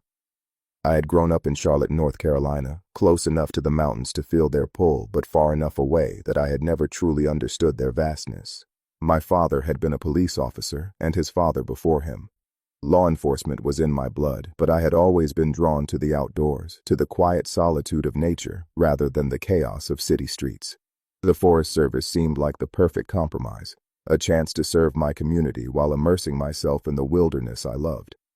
The station itself was a modest building, a single-story structure of brown timber and green metal roofing that blended into the surrounding forest. It sat at the end of a gravel road, 15 miles from the nearest town, and surrounded on all sides by dense stands of oak, hickory, and maple. In October, the leaves were just beginning to turn, splashing the mountainsides with brilliant oranges and reds. It was beautiful in a way that photographs could never capture, the kind of beauty that made you understand why people had lived and died in these mountains for thousands of years. Daniel Wright was the senior ranger at the station, a grizzled man in his early 50s with a salt and pepper beard and eyes that seemed to look through you rather than at you. He had worked in the Appalachians for nearly 30 years, starting as a seasonal firefighter before working his way up to a permanent law enforcement position. He did not talk much, but when he did, you listened. There was a weight to his words that suggested he had seen things he would never speak about, things that had left permanent marks on his soul. Thomas Caldwell was closer to my age, 34, with a wife and young daughter waiting for him in the small town of Andrews, about an hour away. He was friendly and outgoing, the kind of guy who could strike up a conversation with anyone and make them feel like an old friend within minutes. He had worked at the station for 6 years and seemed to know every trail, every hollow, every hidden waterfall in our jurisdiction. If Daniel was the heart of the station, Thomas was its voice. Sarah Morrison was the only woman among us, a fact that never seemed to bother her in the slightest. She was 31, tall and athletic, with auburn hair that she kept tied back in a practical ponytail. She had come to the Forest Service from a career in wildlife biology and had a particular expertise in tracking and identifying animal behavior. More than once, I would see her examine a set of tracks or a patch of disturbed vegetation and deduce things that seemed almost supernatural in their accuracy. She was also the most skeptical person I had ever met, dismissing anything that could not be explained by science with a wave of her hand and a roll of her eyes. The four of us made up the entire law enforcement presence for nearly 100,000 acres of wilderness. During peak season, we might have seasonal workers to help with campground patrols and visitor assistance, but by October, most of them had returned to school or moved on to other jobs. The forest was quieting down, the summer crowds replaced by serious hikers and hunters who knew how to take care of themselves. It should have been an easy time, a chance to catch our breath before the long winter months ahead. It started with the reports from Blackwater Hollow. Blackwater Hollow was a remote drainage on the eastern edge of our jurisdiction, a steep-sided valley carved by a creek that ran dark with tannins from the surrounding hemlock forest. It was not a popular destination for hikers. The terrain was too rugged, the trails too poorly maintained, but it was known among local hunters as prime territory for wild boar, and during hunting season, it attracted a steady trickle of men with rifles and camouflage clothing. The first report came on October 3rd. A hunter named Paul Whitmore had called the station from a payphone in town, claiming that someone had been watching him from the woods while he was setting up camp the previous night. He described a figure standing just beyond the reach of his campfire light, motionless and silent, visible only as a darker shape against the already dark forest. When he had called out, the figure had not responded. When he had reached for his rifle, it had simply vanished, melting back into the darkness without a sound. Daniel took the call and wrote it up in the daily log, marking it as a possible trespasser or poacher. Hunters were notoriously territorial, and it was not uncommon for conflicts to arise over prime hunting spots. He assigned Thomas to make a sweep of the area the following day, more as a precaution than anything else. Thomas returned that evening looking troubled. He had found Paul Whitmore's campsite without difficulty, the fire ring still visible, the ground scuffed where his tent had been pitched. But he had also found something else. About a quarter-mile from the campsite, in a small clearing surrounded by ancient hemlocks, he had discovered a circle of stones arranged in a pattern he did not recognize. The stones were river rocks, smooth and dark, each one roughly the size of a fist. They had been placed with obvious care, forming a shape that Thomas described as something like a spiral with spokes radiating outward. In the center of the circle was a small pile of animal bones, deer, he thought, though some of them were so old and weathered that it was hard to tell. Daniel examined the photographs Thomas had taken and said nothing for a long moment. When he finally spoke, his voice was flat and expressionless. "Kids," he said, "probably some teenagers messing around trying to scare hunters. We will keep an eye on the area." But I saw something in his eyes that contradicted his dismissive tone, a flicker of recognition that he quickly suppressed. Sarah noticed it too. That night, after Daniel had gone home and Thomas had left to see his family, she pulled me aside in the station's small break room. "He knows something," she said. "I have worked with Daniel for 4 years, and I have never seen him look like that." I asked her what she thought we should do. "Nothing yet," she replied, "but keep your eyes open. And if you see anything strange out there, do not try to investigate alone. Radio in and wait for backup." I nodded, not entirely sure what she meant by strange. I was about to find out. The second report came on October 8th. This time, it was not a phone call, but a personal visit.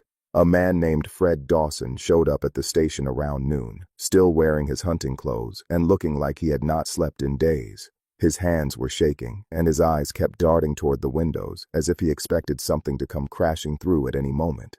Daniel was out on patrol, so I was the one who took his statement. Fred was a local, a retired mechanic who had been hunting these mountains for 40 years. He knew the land as well as anyone, and he was not the type to spook easily. But as he told me what had happened, I could see genuine fear in his eyes.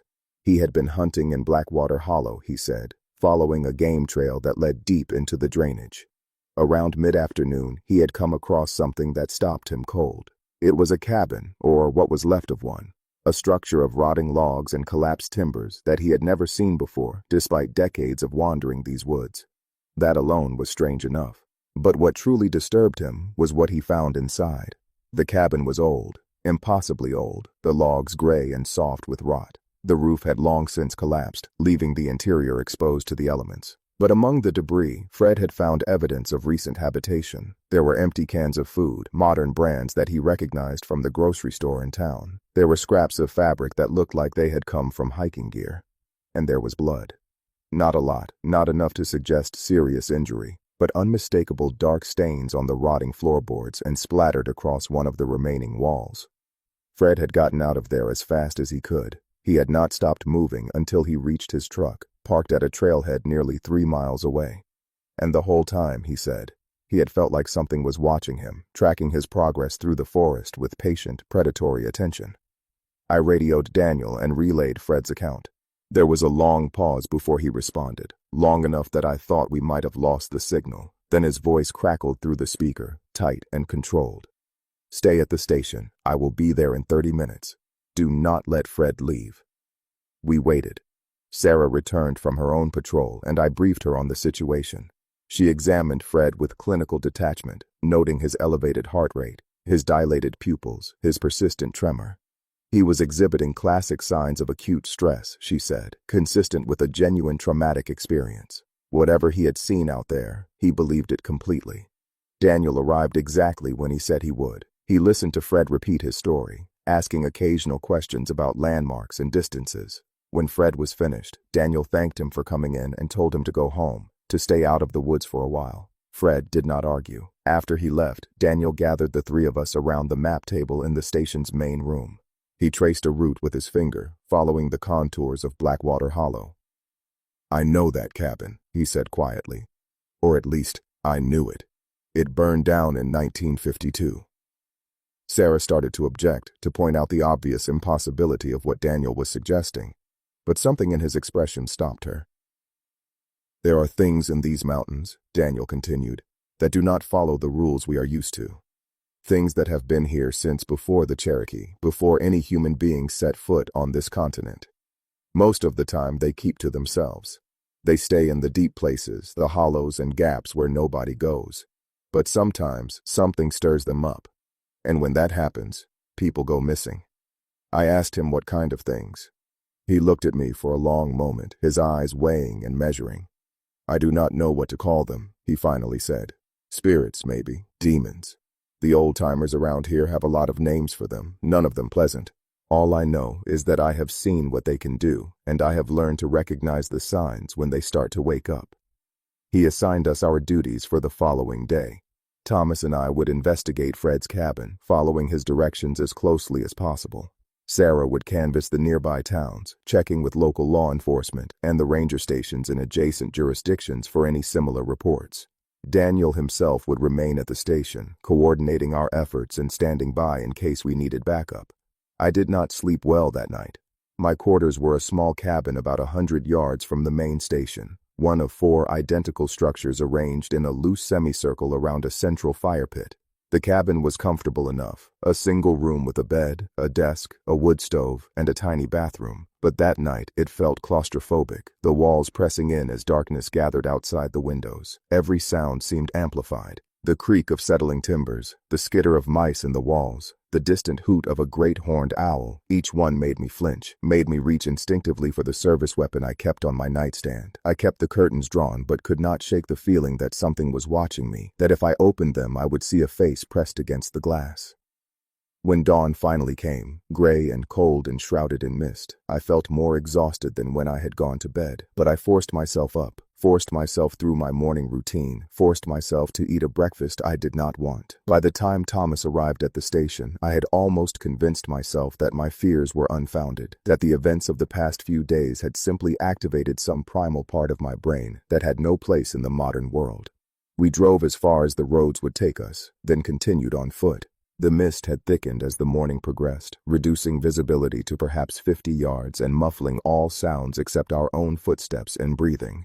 The forest felt different than it had before, older and more oppressive, the trees looming over us like silent witnesses to something we were not meant to see.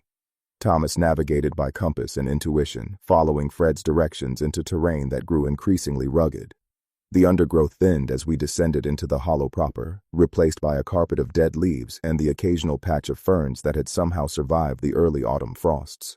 The creek appeared to our left, its waters running black and silent between moss-covered stones. We found the stone circle first. It was exactly as Thomas had described it, a spiral of dark river rocks with spokes radiating outward like the arms of some strange geometric figure. But something had changed since his previous visit. The bones in the center were gone, replaced by a small pile of what looked like ash, and around the perimeter of the circle, arranged at regular intervals, were 5 objects that made my blood run cold. They were driver's licenses, 5 of them, each one belonging to a different person.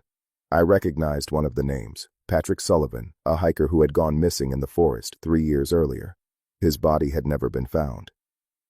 Thomas photographed everything while I radioed the station. Daniel's response was immediate. Do not touch anything. Mark the location and continue to the cabin. I am calling in the state police. We pushed deeper into the hollow. The mist grew thicker, swirling around us in patterns that seemed almost deliberate, almost intelligent. I kept catching glimpses of movement in my peripheral vision, shapes that disappeared when I turned to look directly at them. Thomas felt it too. I could see it in the way he gripped his rifle, in the tight set of his jaw. The cabin appeared suddenly, materializing out of the mist like something from a nightmare. It was exactly as Fred had described it, a ruin of rotting logs and collapsed timbers, a structure that should have been reclaimed by the forest decades ago.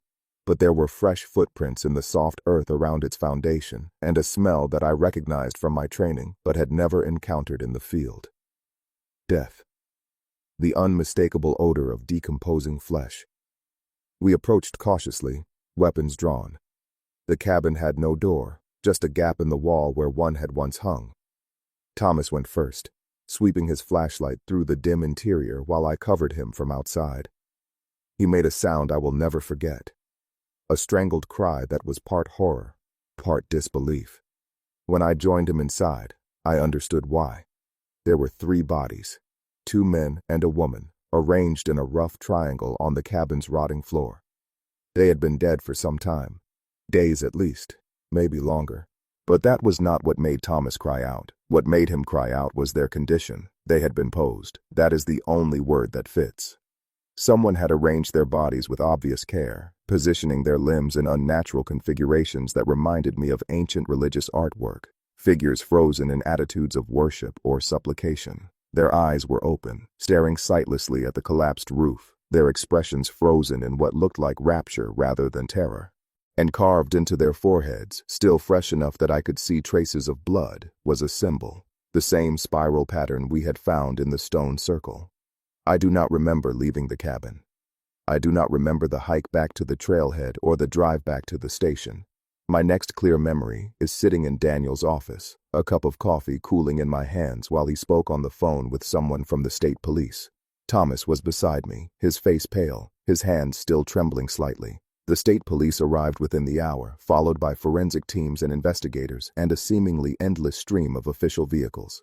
The hollow was cordoned off, the cabin designated a crime scene. By nightfall, the ranger station had been transformed into a command center filled with people who looked at the three of us with a mixture of suspicion and professional curiosity. They identified the victims quickly. 2 were hikers from Tennessee, a married couple who had been reported missing 2 weeks earlier. The third was a local woman, a waitress from a diner in Andrews who had disappeared a month before that. None of them had any apparent connection to each other. None of them had any known enemies. And none of them had any reason to be in Blackwater Hollow. The investigation continued for months. State police interviewed hundreds of people, examined thousands of pieces of evidence, pursued every lead no matter how unlikely. They found the driver's licenses we had discovered at the stone circle, added them to the growing file of questions without answers. They found other things too, more stone circles, more piles of bones, more evidence of habitation in places where no one had any business being. But they never found the killer. They never found any explanation for the posed bodies, the carved symbols, the impossible cabin that had burned down 35 years earlier. Eventually, the case went cold. The investigators moved on to other crimes, other tragedies. The bodies were buried, the families compensated, the official files stamped and stored in some dusty archive. But for those of us who had been there, who had seen what lurked in the depths of Blackwater Hollow, the case never really closed, because we knew something the investigators did not. We knew that whatever had killed those people was not human, and we knew that it was still out there, waiting. I saw it for the first time on the night of October 15th. I had returned to my cabin after another endless day of interviews and paperwork, too exhausted to eat, too wired to sleep. I was sitting at my desk, trying to write a letter to my mother that would explain what was happening without frightening her, when I heard something outside. It was not a dramatic sound, no howl or scream or crash, just footsteps, slow and deliberate, circling my cabin. I froze, my pen suspended over the paper, my heart suddenly pounding in my chest. The footsteps continued, moving around the structure with a patience that felt almost mocking. Whoever or whatever was out there was not trying to hide. It wanted me to know it was there. I reached for my weapon, checked that it was loaded, and moved to the door. My training took over, pushing fear into the background and replacing it with cold, clinical focus. I counted to 3, then threw open the door and swept my flashlight across the darkness. Nothing. The clearing was empty, the other cabins dark, the forest beyond silent and still. I stepped outside, my breath misting in the cold air, and searched the ground for footprints. I found them, but they were wrong.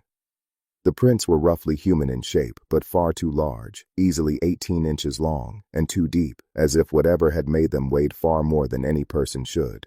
They circled my cabin exactly as the footsteps had suggested, then veered off toward the tree line and disappeared. I followed them to the edge of the forest and stopped.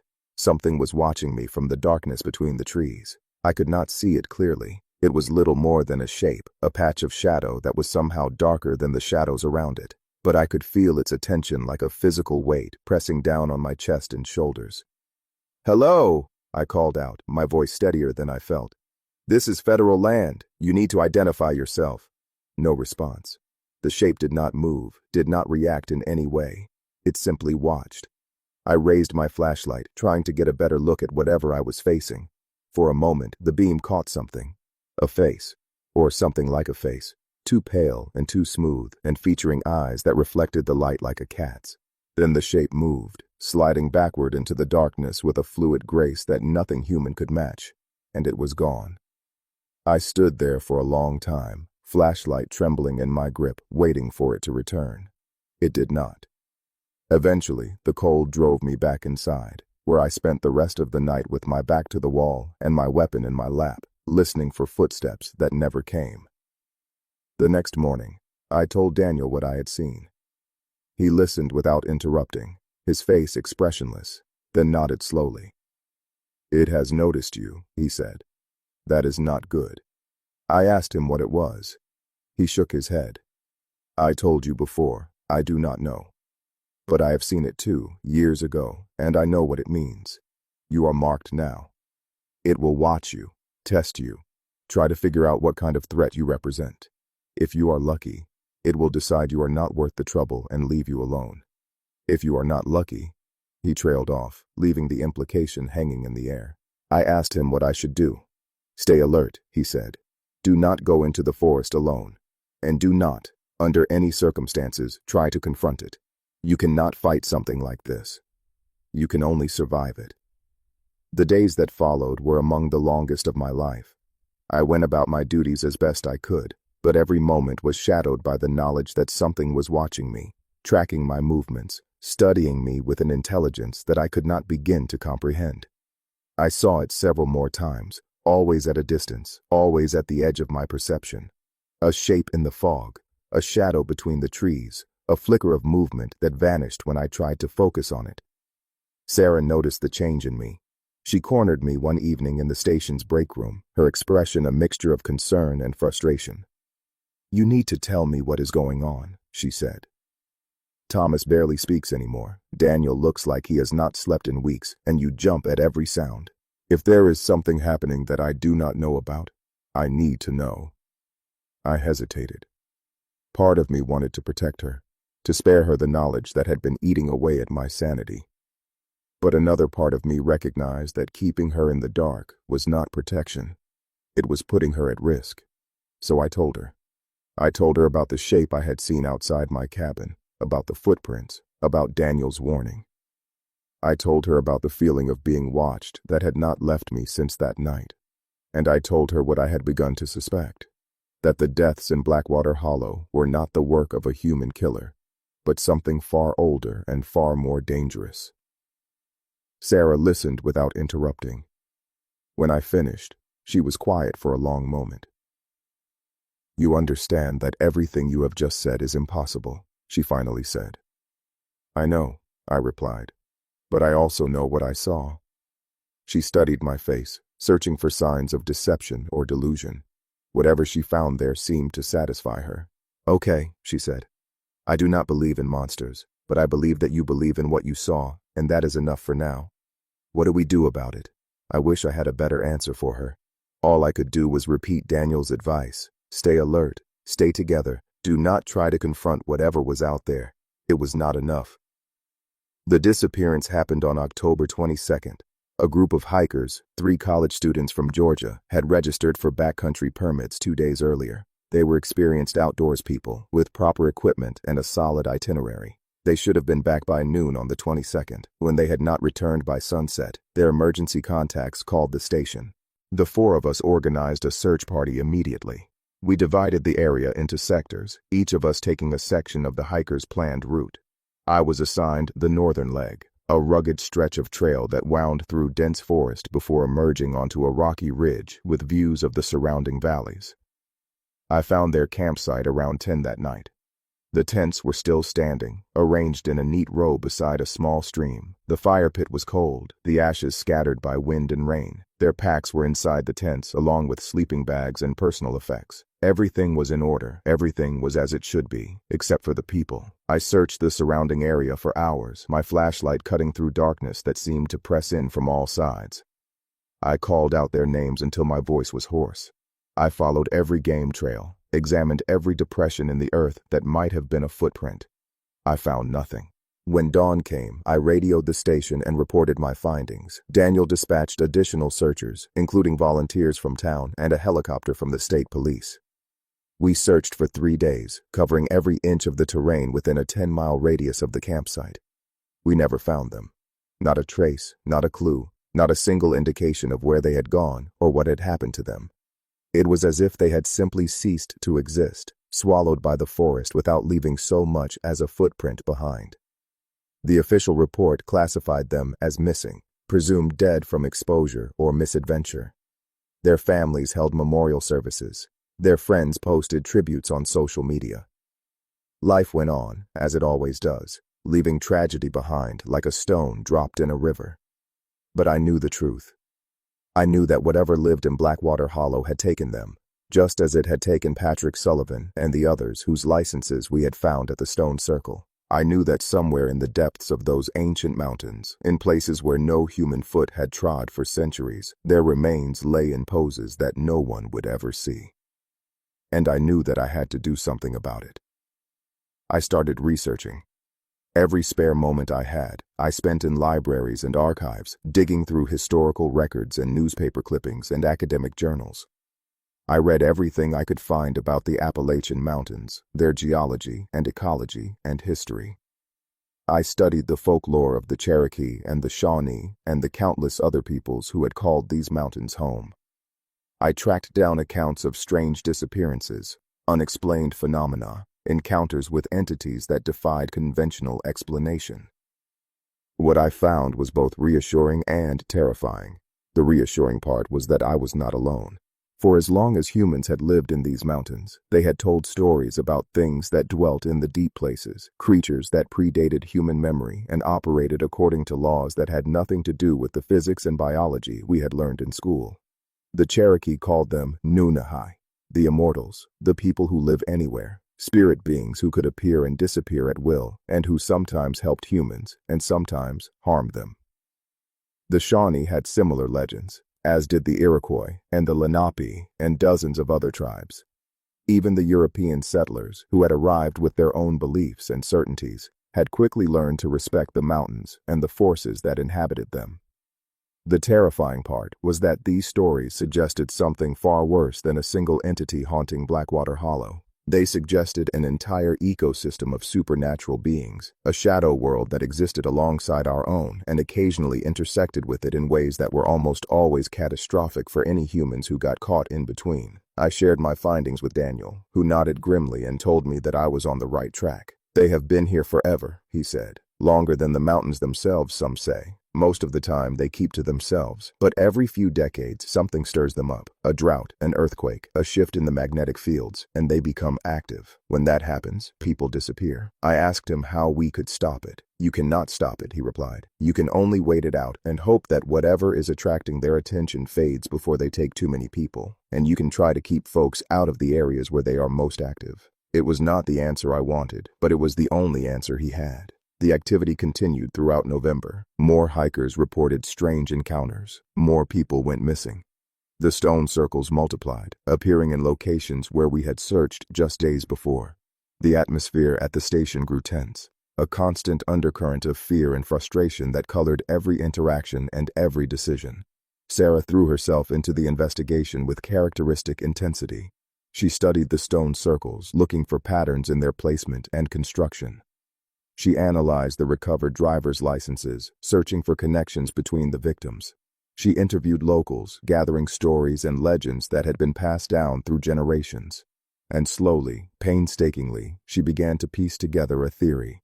"The circles are markers," she told us one night, spreading her notes across the map table. "Each one corresponds to a natural feature, a spring, a cave entrance, an unusually old tree, and they form a pattern." She traced a line across the map, connecting the circles she had documented. "It is a boundary.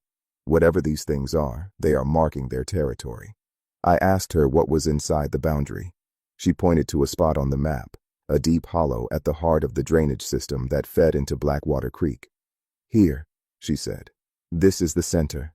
And based on the reports we have received, I think this is where they take the people they abduct." Thomas spoke up for the first time in days. His voice was rough, strained, the voice of a man who had been pushed past his limits. "Then we need to go there," he said. "We need to find out what is happening and stop it." Daniel shook his head. "No, absolutely not. Going into that hollow would be suicide. We cannot just let people keep disappearing, Thomas insisted. We have a responsibility to protect them. Our responsibility is to keep people out of dangerous areas, Daniel countered, not to charge into them ourselves. The argument continued for hours, growing more heated as the night wore on. In the end, we reached a compromise of sorts. Daniel would contact his superiors, push for additional resources and support. Sarah would continue her research, trying to find any historical precedent for what we were facing. Thomas and I would focus on our regular duties, maintaining a presence in the forest and monitoring for any changes in the activity. But even as we agreed to this plan, I could see that Thomas was not satisfied. There was a darkness in his eyes, a determination that went beyond professional obligation. He had taken the disappearances personally, as if each one was a failure that he alone was responsible for. And that kind of thinking, I knew from experience, could lead a man to do dangerous things. I should have kept a closer eye on him. I should have recognized the signs and intervened before it was too late. But I was exhausted and frightened and dealing with my own demons, and by the time I realized what was happening, it was already over. Thomas went into the hollow on the night of November 28th. He left a note on his desk, addressed to all of us. It explained his reasoning, that he could not in good conscience continue to stand by while innocent people vanished, that he had to see for himself what was at the heart of the territory Sarah had identified, that he hoped we would understand even if we could not approve. The note was calm and measured, the words of a man who had made peace with whatever he was about to face. We found it the next morning. Daniel's reaction was immediate and furious. He blamed himself for not seeing it coming, for not doing more to address Thomas's deteriorating mental state. He mobilized every resource at his disposal, calling in search teams from adjacent forests and requesting helicopter support from the state police. But even as he organized the response, I could see in his eyes that he did not expect to find Thomas alive. I joined the search parties that combed the forest for any sign of our missing colleague. We followed his trail as far as we could. He had not been subtle about his route, leaving clear signs of his passage through the underbrush, until it vanished at the edge of the boundary Sarah had identified. Beyond that point, there was nothing. No footprints, no broken branches, no indication that any human being had ever entered that space. On the third day, we found his rifle. It was lying in a small clearing about a quarter mile inside the boundary, the first evidence we had found since crossing that invisible line. The weapon was undamaged, fully loaded, as if Thomas had set it down deliberately, rather than lost it in a struggle. Beside it was his ranger badge, positioned with obvious care, the metal still gleaming despite the rain that had fallen the night before. There was no blood, no sign of violence, no indication of what had happened to the man who had carried these items. It was as if he had simply walked to this spot, laid down his things, and continued on without them. Sarah examined the clearing with her usual thoroughness, documenting everything, looking for clues that might explain what we were seeing. But even she had to admit that the evidence made no sense. People did not just abandon their weapons and badges. People did not just vanish without a trace. Unless, of course, they were taken by something that operated outside the rules of ordinary reality. We searched for 3 more days before Daniel called it off. The official report would list Thomas Caldwell as missing, presumed dead. His wife and daughter would receive his pension and benefits. His name would be added to the list of rangers who had given their lives in service to the nation's forests. But I knew the truth. Thomas had not died in any conventional sense. He had been taken, absorbed into whatever lurked at the heart of that forbidden territory. And somewhere in the darkness beneath those ancient mountains, he might still exist in some form that we could not comprehend. Sarah left the ranger service a month later. She said it was for personal reasons, but I knew the truth. She had seen too much, learned too much. The scientific worldview she had relied on her entire life had been shattered by what we had experienced, and she needed to get away, to find some way to rebuild her understanding of reality from the ground up. We kept in touch for a while. She sent me letters from various locations around the country: Colorado, California, Alaska, places with wide open spaces where she could think and heal. Eventually the letters stopped coming. I hope she found the peace she was looking for. I hope she managed to make sense of what we had been through. I stayed at the station through the winter. Daniel and I worked alone, maintaining a minimal presence in the forest while the bureaucracy ground slowly forward. Requests for additional staff went unanswered. Budget constraints prevented the hiring of replacements. We did what we could with what we had. The activity in the hollow gradually subsided. The stone circles stopped appearing. The reports of strange encounters dropped off. Whatever had been awakened seemed to be settling back into dormancy, returning to the deep places where it belonged. But I never forgot. I never stopped watching, never stopped waiting for it to return. The breaking point came on a February night, cold and clear, the stars blazing overhead like scattered diamonds. I was on patrol near the edge of the boundary when I heard something that made me stop in my tracks. It was singing. A low, rhythmic chant that seemed to come from everywhere and nowhere at once. A sound that was almost musical but not quite, as if whoever was making it did not quite understand how human voices worked.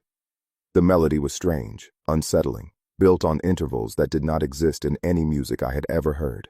I should have turned back. I should have radioed Daniel and waited for backup. But something about that song drew me forward, pulled me toward its source with a force I could not resist. I crossed the boundary. The forest changed immediately. The air grew warmer, heavy with moisture and strange smells. The trees seemed larger, older, their branches twisted into shapes that suggested intention rather than random growth. The underbrush was thick and tangled, making every step a struggle. But the singing continued, leading me deeper and deeper into the hollow. I do not know how long I walked. Time seemed to lose meaning in that place, stretching and compressing in ways that left me disoriented and confused. I might have wandered for minutes or hours or days. All I know is that eventually I emerged into a clearing unlike anything I had ever seen.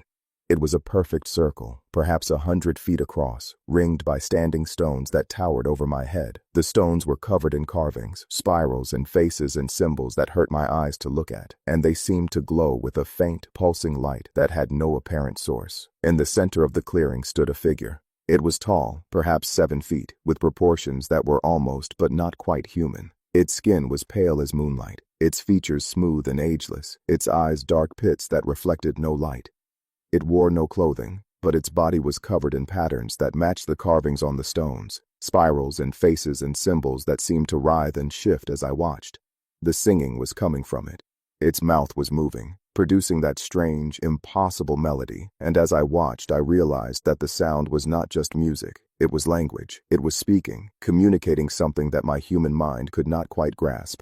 I raised my rifle. I do not know why. I knew, on some level, that a bullet would be useless against whatever I was facing, but the weapon was the only thing I had, the only connection to the rational world I had left behind. The figure stopped singing, its eyes fixed on me, and I felt its attention like a physical weight, pressing down on my chest until I could barely breathe.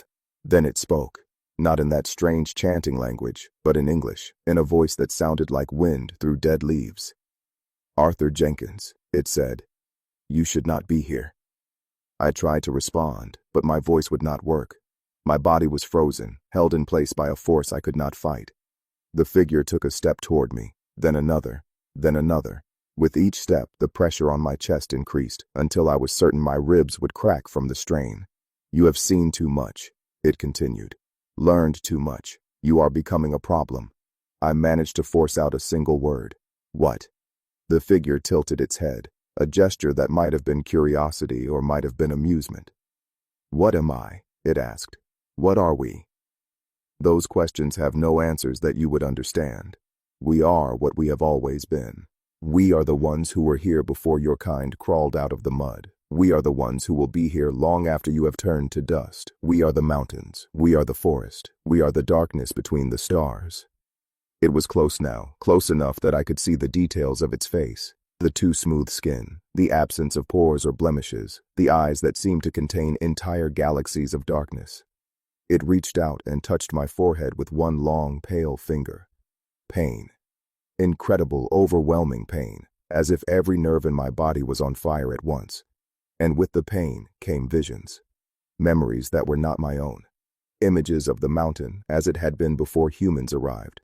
Vast and empty and alive with things that no human eye had ever seen. Images of the first people to enter this territory, the hunters and gatherers who had learned to respect what lived here and to leave offerings at the boundary stones. Images of the Europeans who had come later, who had not respected anything, who had cut down the forests and dammed the rivers and driven the old inhabitants deeper and deeper into their hidden places. And images of what those old inhabitants had done in response. The disappearances that had plagued these mountains for centuries, the bodies that had been found in impossible conditions, The people who had wandered into the wrong places at the wrong times and had never been seen again. "You are fortunate," the figure said, withdrawing its finger. "My kin wish to take you, to add you to their collection. But I have argued on your behalf. You are a watcher, a recorder. Your kind needs people like you, people who remember the old stories and pass them on." I collapsed to the ground, gasping for breath, my mind reeling from what I had seen. "Go," the figure continued. "Leave this place and do not return. Tell your stories to those who will listen. But remember this, we are patient. We have watched your kind rise and spread, and believe yourselves masters of the world, and we will watch you fall, as all things fall, in the fullness of time." The singing started again, and the world around me seemed to dissolve, the clearing and the stones and the figure all fading into a blur of light and shadow. When my vision cleared, I was lying at the edge of the boundary, my rifle beside me, the forest quiet and still around me. I do not remember the walk back to the station. I do not remember radioing Daniel or collapsing into my bunk or sleeping for 14 hours straight. My next clear memory is Daniel sitting beside my bed, his face grave, asking me what had happened. I told him everything. He listened without interrupting, his expression growing more troubled with each detail. When I finished, he was quiet for a long time. "You are the first person I have ever heard of who went into that place and came back," he finally said. "Whatever happened in there, whatever that thing told you, you need to take it seriously." I asked him what I should do. "That is your choice," he replied. "But if I were you, I would leave, get as far away from these mountains as possible, and never come back." I took his advice. 2 weeks later, I submitted my resignation and moved to Ohio, where I had family and where the landscape was flat and open and free of ancient, hungry things. I got a job as a county surveyor, married a woman I met at church, raised 2 children who knew nothing of what their father had experienced. I built a normal life, a safe life, a life that had no room for monsters or mysteries, but I never forgot, and I never stopped watching. Over the years, I have collected reports from the Appalachians, disappearances, strange encounters, unexplained phenomena. The numbers are staggering. Hundreds of people vanish in those mountains every decade, far more than can be explained by accidents or wildlife attacks or simple disorientation. Most are eventually found or presumed dead from natural causes, but some, a significant minority, simply disappear without a trace. I have reached out to other rangers, other witnesses, other survivors. Their stories echo my own, glimpses of impossible creatures, encounters with entities that should not exist, narrow escapes from fates that defy comprehension. We are a scattered community, bound together by experiences that no one else would believe, supporting each other as best we can across the distances that separate us. Daniel Wright died in 1995, alone in his cabin at the Nantahala station. The official cause of death was a heart attack, but the ranger who found him said he looked peaceful, almost relieved, as if he had finally been released from a burden he had carried for too long. I attended his funeral and spoke to his widow, who told me that he had been expecting it, that he had made his peace with whatever was coming. Sarah Morrison contacted me once in 2003, sending a postcard from somewhere in New Mexico. She said she had found answers of a sort. She said she had learned to live with what we had experienced and even to find meaning in it. She said she hoped I had done the same. I tried to write back, but the return address she had given turned out to be a vacant lot. I never heard from her again.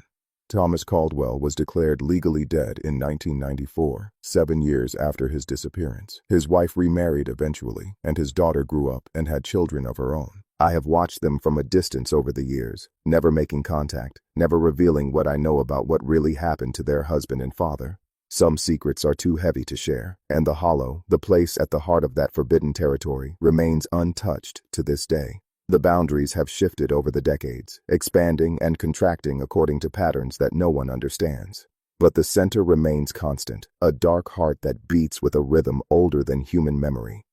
I am 71 years old now. My wife passed away 3 years ago, and my children have lives of their own, busy with careers and families and all the ordinary concerns that fill an ordinary existence. I spend my days reading, mostly, and tending a small garden behind my house. I go to church on Sundays and volunteer at the local library on Wednesdays. I live a quiet life, a peaceful life, the life of a man who has earned his rest. But at night, I still dream of those mountains. I dream of standing stones and spiral symbols, of chanting voices and pale, ageless figures.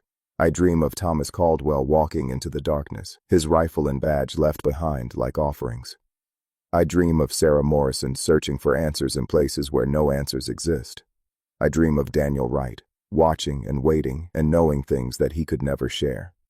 And sometimes, in the deepest part of the night, I dream of the clearing. I am standing in the center, surrounded by those ancient stones, and the figure is there before me. It looks exactly as it did 40 years ago, pale and smooth and terrible, and its dark eyes hold me with the same weight, the same impossible attention. You remembered, it says. You told the stories. I try to respond, but as always, my voice will not work. That is good, it continues. Your kind forgets so easily. You build your cities and your machines, and you believe that you have conquered the world. But we remember. We have always remembered. It reaches out with that long, pale finger, touching my forehead just as it did in that February night so long ago. And when you are gone, it whispers. When your kind has turned to dust and blown away on the wind, we will still be here. Watching, waiting, remembering. I wake up covered in sweat, my heart pounding, the echo of that voice still ringing in my ears. And I lie there in the darkness, staring at the ceiling, knowing that what I experienced was not just a dream. They are real. They have always been real. And they are waiting for us to forget. I am telling you this now because I do not have much time left. The doctors say it is my heart, weakened by age and stress and a lifetime of carrying secrets that were never meant to be carried. They give me months, maybe a year if I am lucky. I have made my peace with that. I have lived a good life, a full life, and I am not afraid of what comes next. But before I go, I want to make sure that someone knows the truth. I want to make sure that the stories survive, even if I do not. So if you are reading this, if you are listening to these words, I ask you to remember. Remember that the world is stranger than we know. That there are things in the wild places that do not follow our rules or respect our boundaries. Remember that the Appalachian Mountains have stood for hundreds of millions of years and will stand for hundreds of millions more, long after our cities have crumbled and our civilization has been forgotten. And if you ever find yourself in those ancient woods, if you ever feel the pull of that vast and mysterious wilderness, be careful. Stay on the marked trails. Do not wander into places where you do not belong. And if you see something that should not be there, a figure in the fog, a face between the trees, a shape that moves in ways that nothing human can, do not approach it. Do not try to investigate. Just turn around and walk away as fast as you can, and do not look back. Because some things in those woods are best left undisturbed. Some secrets are better kept, and some hunts, as I learned so many years ago, are not what they seem.